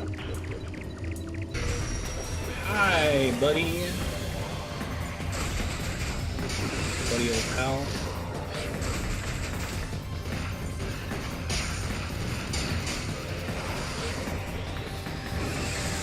Getting his tells a little bit better now too. This big guy.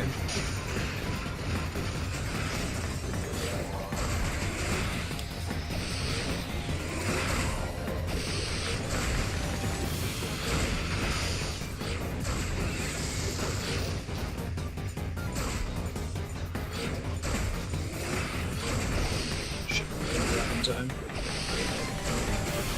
Come on, drop, dude. I want to fight you melee so I can laser you in the face, or missile you in the face a whole bunch.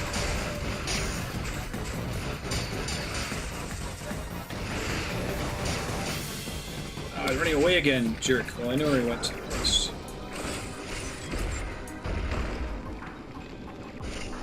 I'm going this way. She's probably in the top room, which is fine. I can get up there. Oh, I'm glad I checked. I wonder if he moves based on time spent fighting him, or if it's just based on HP. Oh, shit, I couldn't get away from that side I was on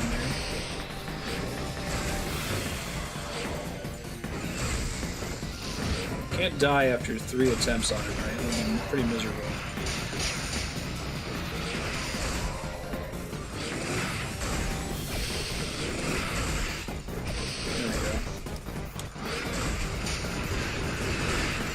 First try.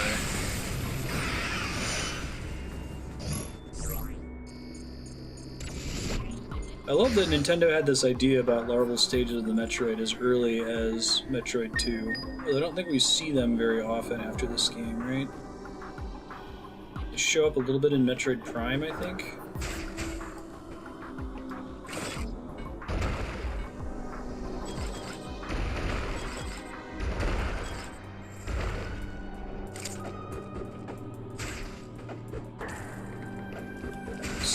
Metroids.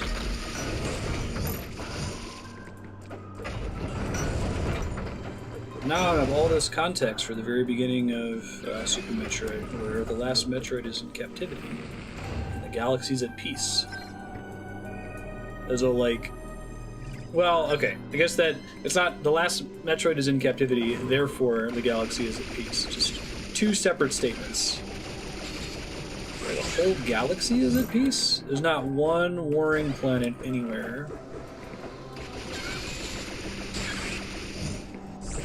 Space Pirates have never really gotten a chance to use the Metroids for evil. That'd be a cool game and see like what they do when they can fully utilize their energy draining capabilities. Hey, if you're new to the channel, I'm Marstead. I'm trying to beat every awesome game ever made. I believe there's too many awesome games out there for any one person to play them all, let alone beat them. But that is job security for me. If you'd like to see a list of all the games we played on stream so far, you can go to games.marstead.com. There's a bunch of YouTube playlist links and status of each game. You can even vote for the next awesome game. You're currently earning a currency called Sphere Points when you're in chat. You can check it with !SP. Spends Sphere Points to vote for the next game at vote.marstead.com, and give you the details on how to do that. Twitch and Patreon subscribers earn bonus Sphere Points and can recommend a game for me to play on Subblock Fridays. But if you're just hanging out and lurking, that's totally cool. This is a zero obligation channel. Premise to Prime 4, like, this time the Space Pirates get their hands on a Metroid and actually do something with it instead of Samus foiling their plans. Yeah. That would be a cool premise. I really liked what they did with Metroid Fusion. I feel like the next Metroid game, because Metroid Fusion is the latest Metroid game, isn't it? Metroid Prime 1 through 3 takes place between Super Metroid and Metroid Fusion, I think. Because her suit gets all fucked up in Fusion and it changes the nature of her abilities, and it was basically Nintendo's way of explaining why she lost her powers. Those are two separate thoughts. Let me save really fast.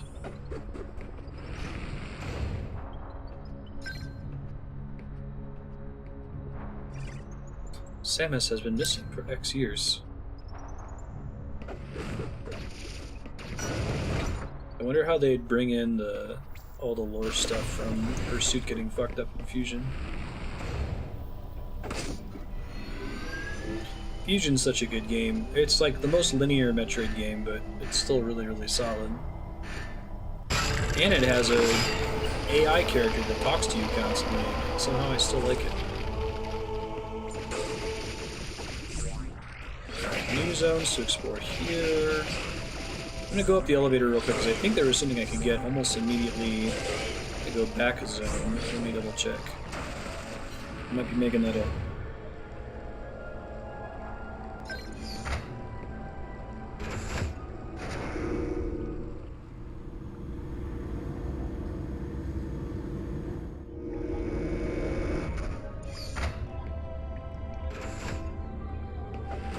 They did do some really cool stuff with, like, Mother Brain and Metroid Prime 3. I love the idea of them exploring the big space computers. Like, everybody uses these organic space brain computers. The first time you see one, you're like, uh-oh. Alright. Those things. I haven't felt one of those in a minute.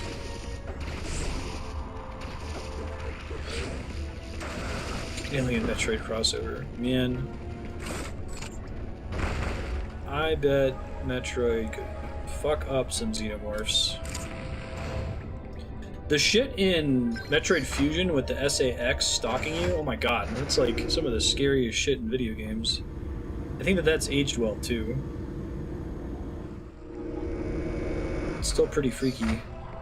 It was a really good idea. Like, whoever came up with that in Nintendo, I hope got a raise, because it fits so well with the theme and the tone of the Metroid series. Even if the whole you're being stalked by an evil clone of you thing is a little tired. I've done it a couple times in Metroid with different characters filling a role. The SAX and Dark Samus are not the same thing, right?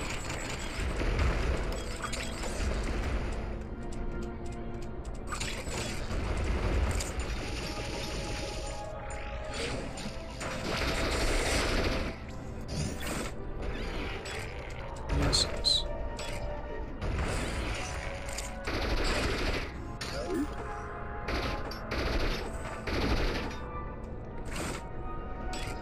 I need to kill it from up here to get past it.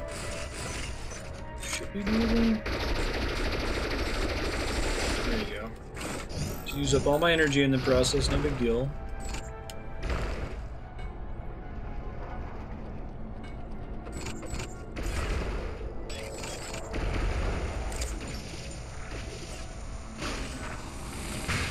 Ah, cool.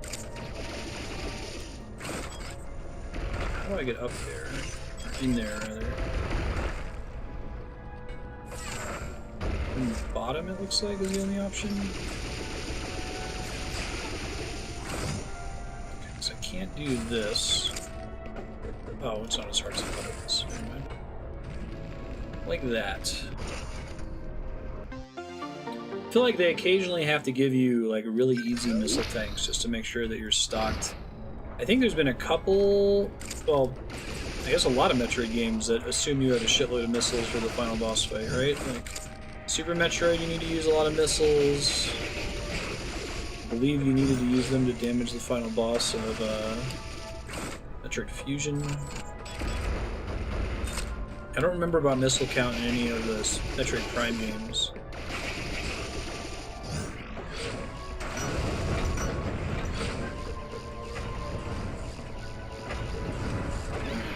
Two different ways to get in here. It's interesting, that one has a different solution to kill it. Just morph bombs? I guess so.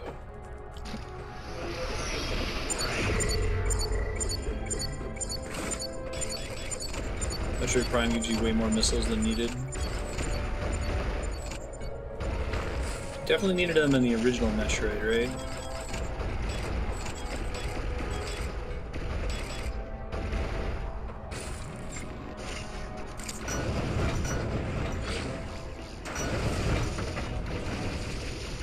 Was about to be a one-way door.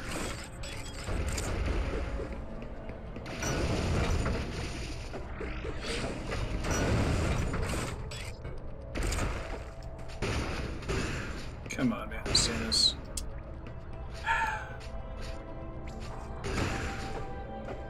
Why are you the way that you choose to be? That's a one-way door. I think I can actually open it from the other side. It's weird that they didn't give me trouble with it.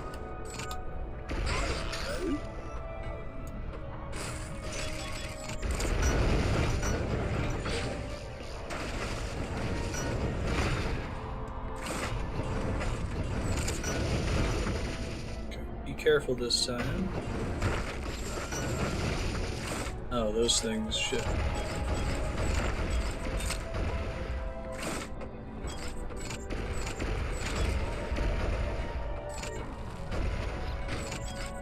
Goes to a missile power-up, it looks like. These things hurt like the dickens, though. Ooh, getting hit by one of them makes you drop your spider ball. Okay, today I learned. Try that again. Fuck it up this time. I'm like, haha, I can just damage boost all of this. Nope. Incorrect. Asking for that. Boy. One more try at this missile power. I know it's a missile now.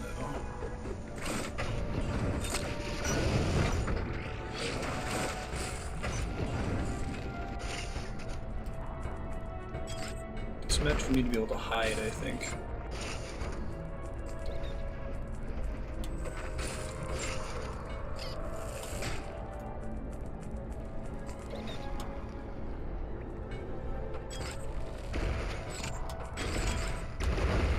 blows up basically instantly. Phew. Now watch me die to the next thing. Whew, didn't see me. Alright, we gotta get to the save point. There's more stuff to explore here, but I think I'm gonna go down the elevator and hope that there's a save point right away down there. It seems reasonable that they would place one. Yikes.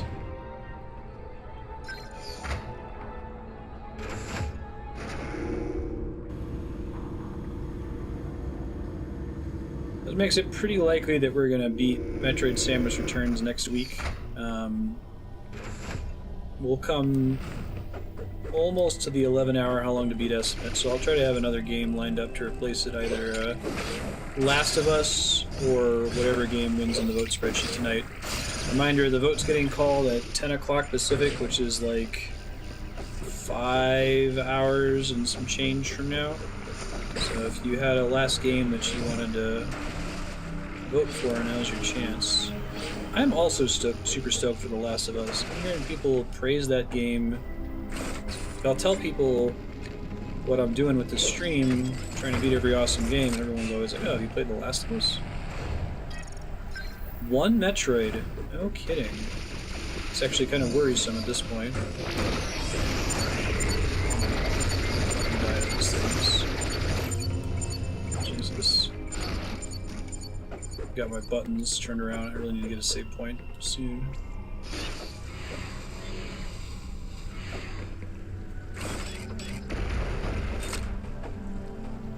So weird. They don't really even let me come over here. Oh, let me see. Get around the ceiling there.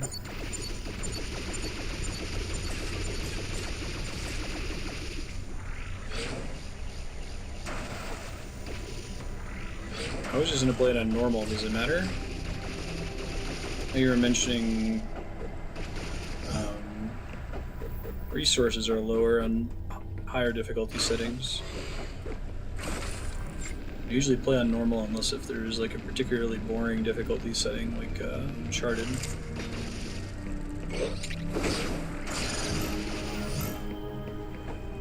Anybody else have input on what difficulty setting to play?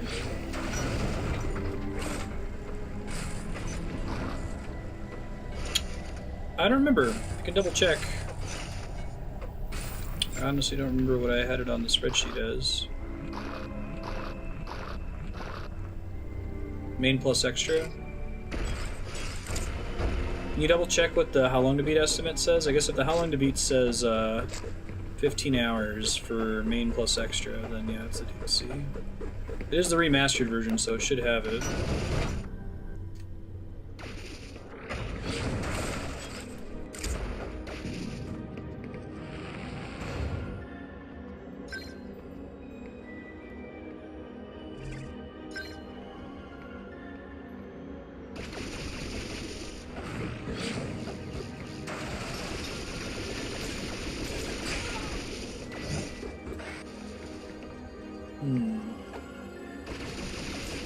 What's main plus extra? What's the difference? How long is the DLC?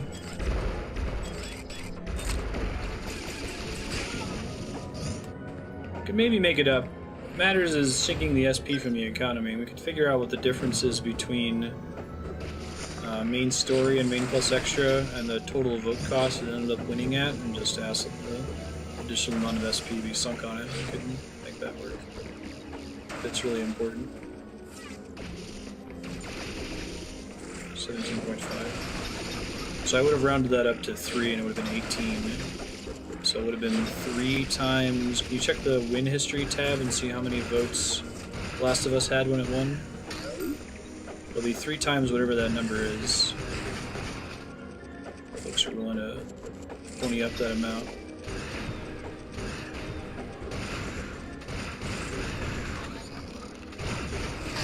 Ooh. This thing's meant to not be killable? I feel like I am damaging it.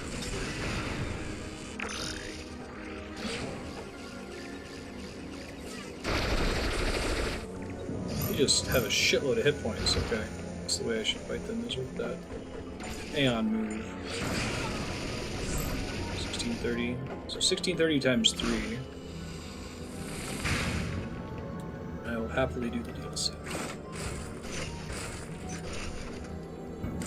Hey, King Munchlax, how you doing? That way you won't have to compete against whatever the vote total is going to be at the next win, just to do the DLC. Okay, so I don't know how to get past these green guys yet. I assume it's a super missile. I've seen several of those so far.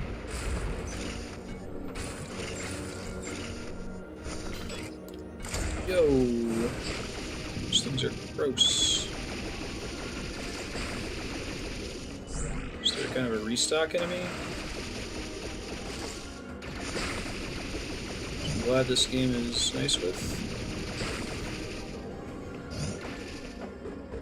Yeah, check the stream stats channel in the Discord. See who all voted for it, and then proportionally request that amount of SP from each person. You don't actually have to do that. It's just funny. I still don't have the power bomb, but I feel like it's got to be close. We're seeing more and more power bombable only stuff. There's been power bomb stuff on virtually every map of the game so far. I don't think we got. Did we get any upgrades in the last level? Maybe we got the fast fire thing, and maybe the grapple hook. But I don't think we've actually gotten anything in this stream session today yet.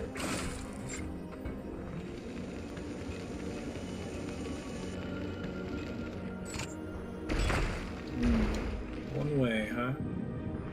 Let's see.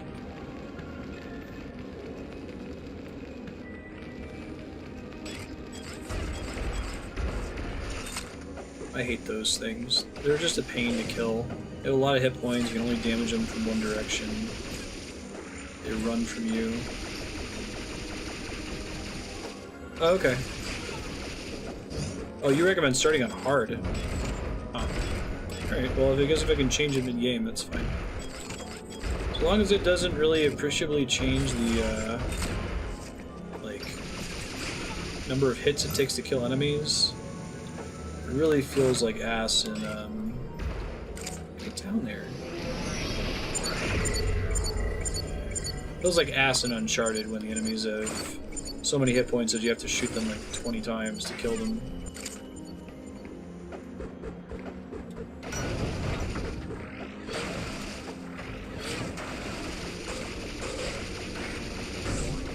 Yeah, I'm looking forward to 100%ing this game after we beat it on stream. So I like all the power-ups that you get. When I was a kid, whenever I would play Metroidvanias, I would backtrack every time I got a new progression upgrade, but I think as I've grown up, I just wait until I have everything. Then I do a last quick sweep of the game with all the upgrades. Oh, hard is the third highest difficulty? Okay. Yeah, not too bad. That seems fair.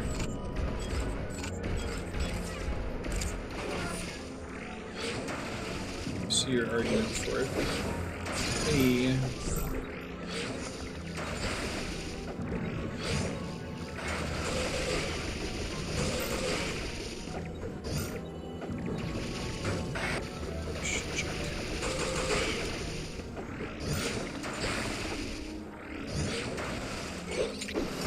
Rose early. Early again.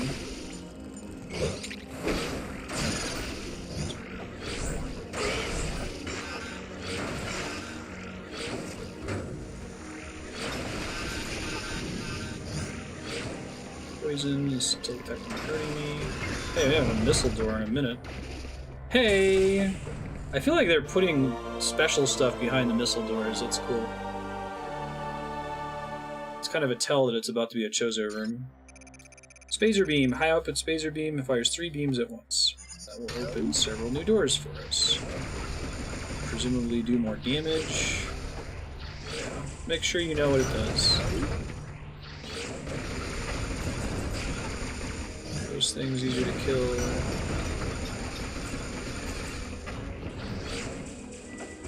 Several of those spazer doors. There's one that's by Samus' ship too. I'll want to scope sooner rather than later. Might be able, you know, maybe that's why that restock guy spawns there. Keep me from bomb jumping through this. Well, I need to restock it.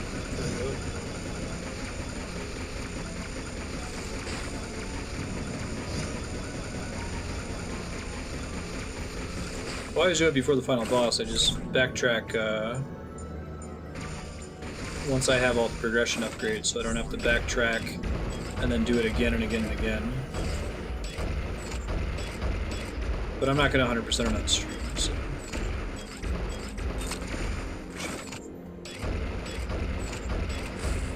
Almost.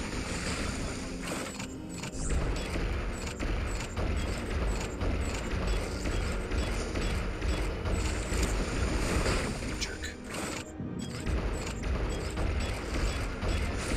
There we go. There's a power up near here. It's probably inside this thing. Ooh, that's fancy. It's missile only?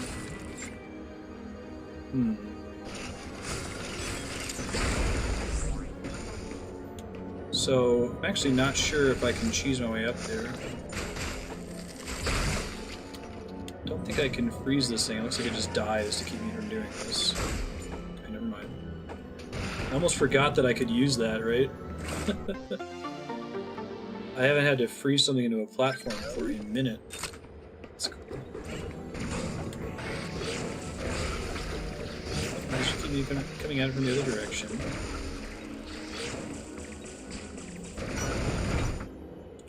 Okay, Spazer Beam! Ah! Poison water I can't fuck with yet. Still haven't found the one Metroid from this zone. And we're actually at time, so let me get to this warp point real quick. Actually, there's a save point not far from there. I gotta wrap on time today, going to my nephew's concert.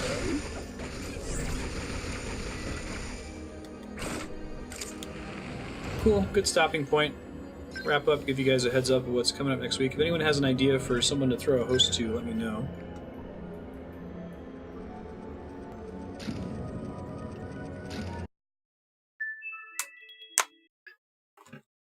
Yes, kitties, I know.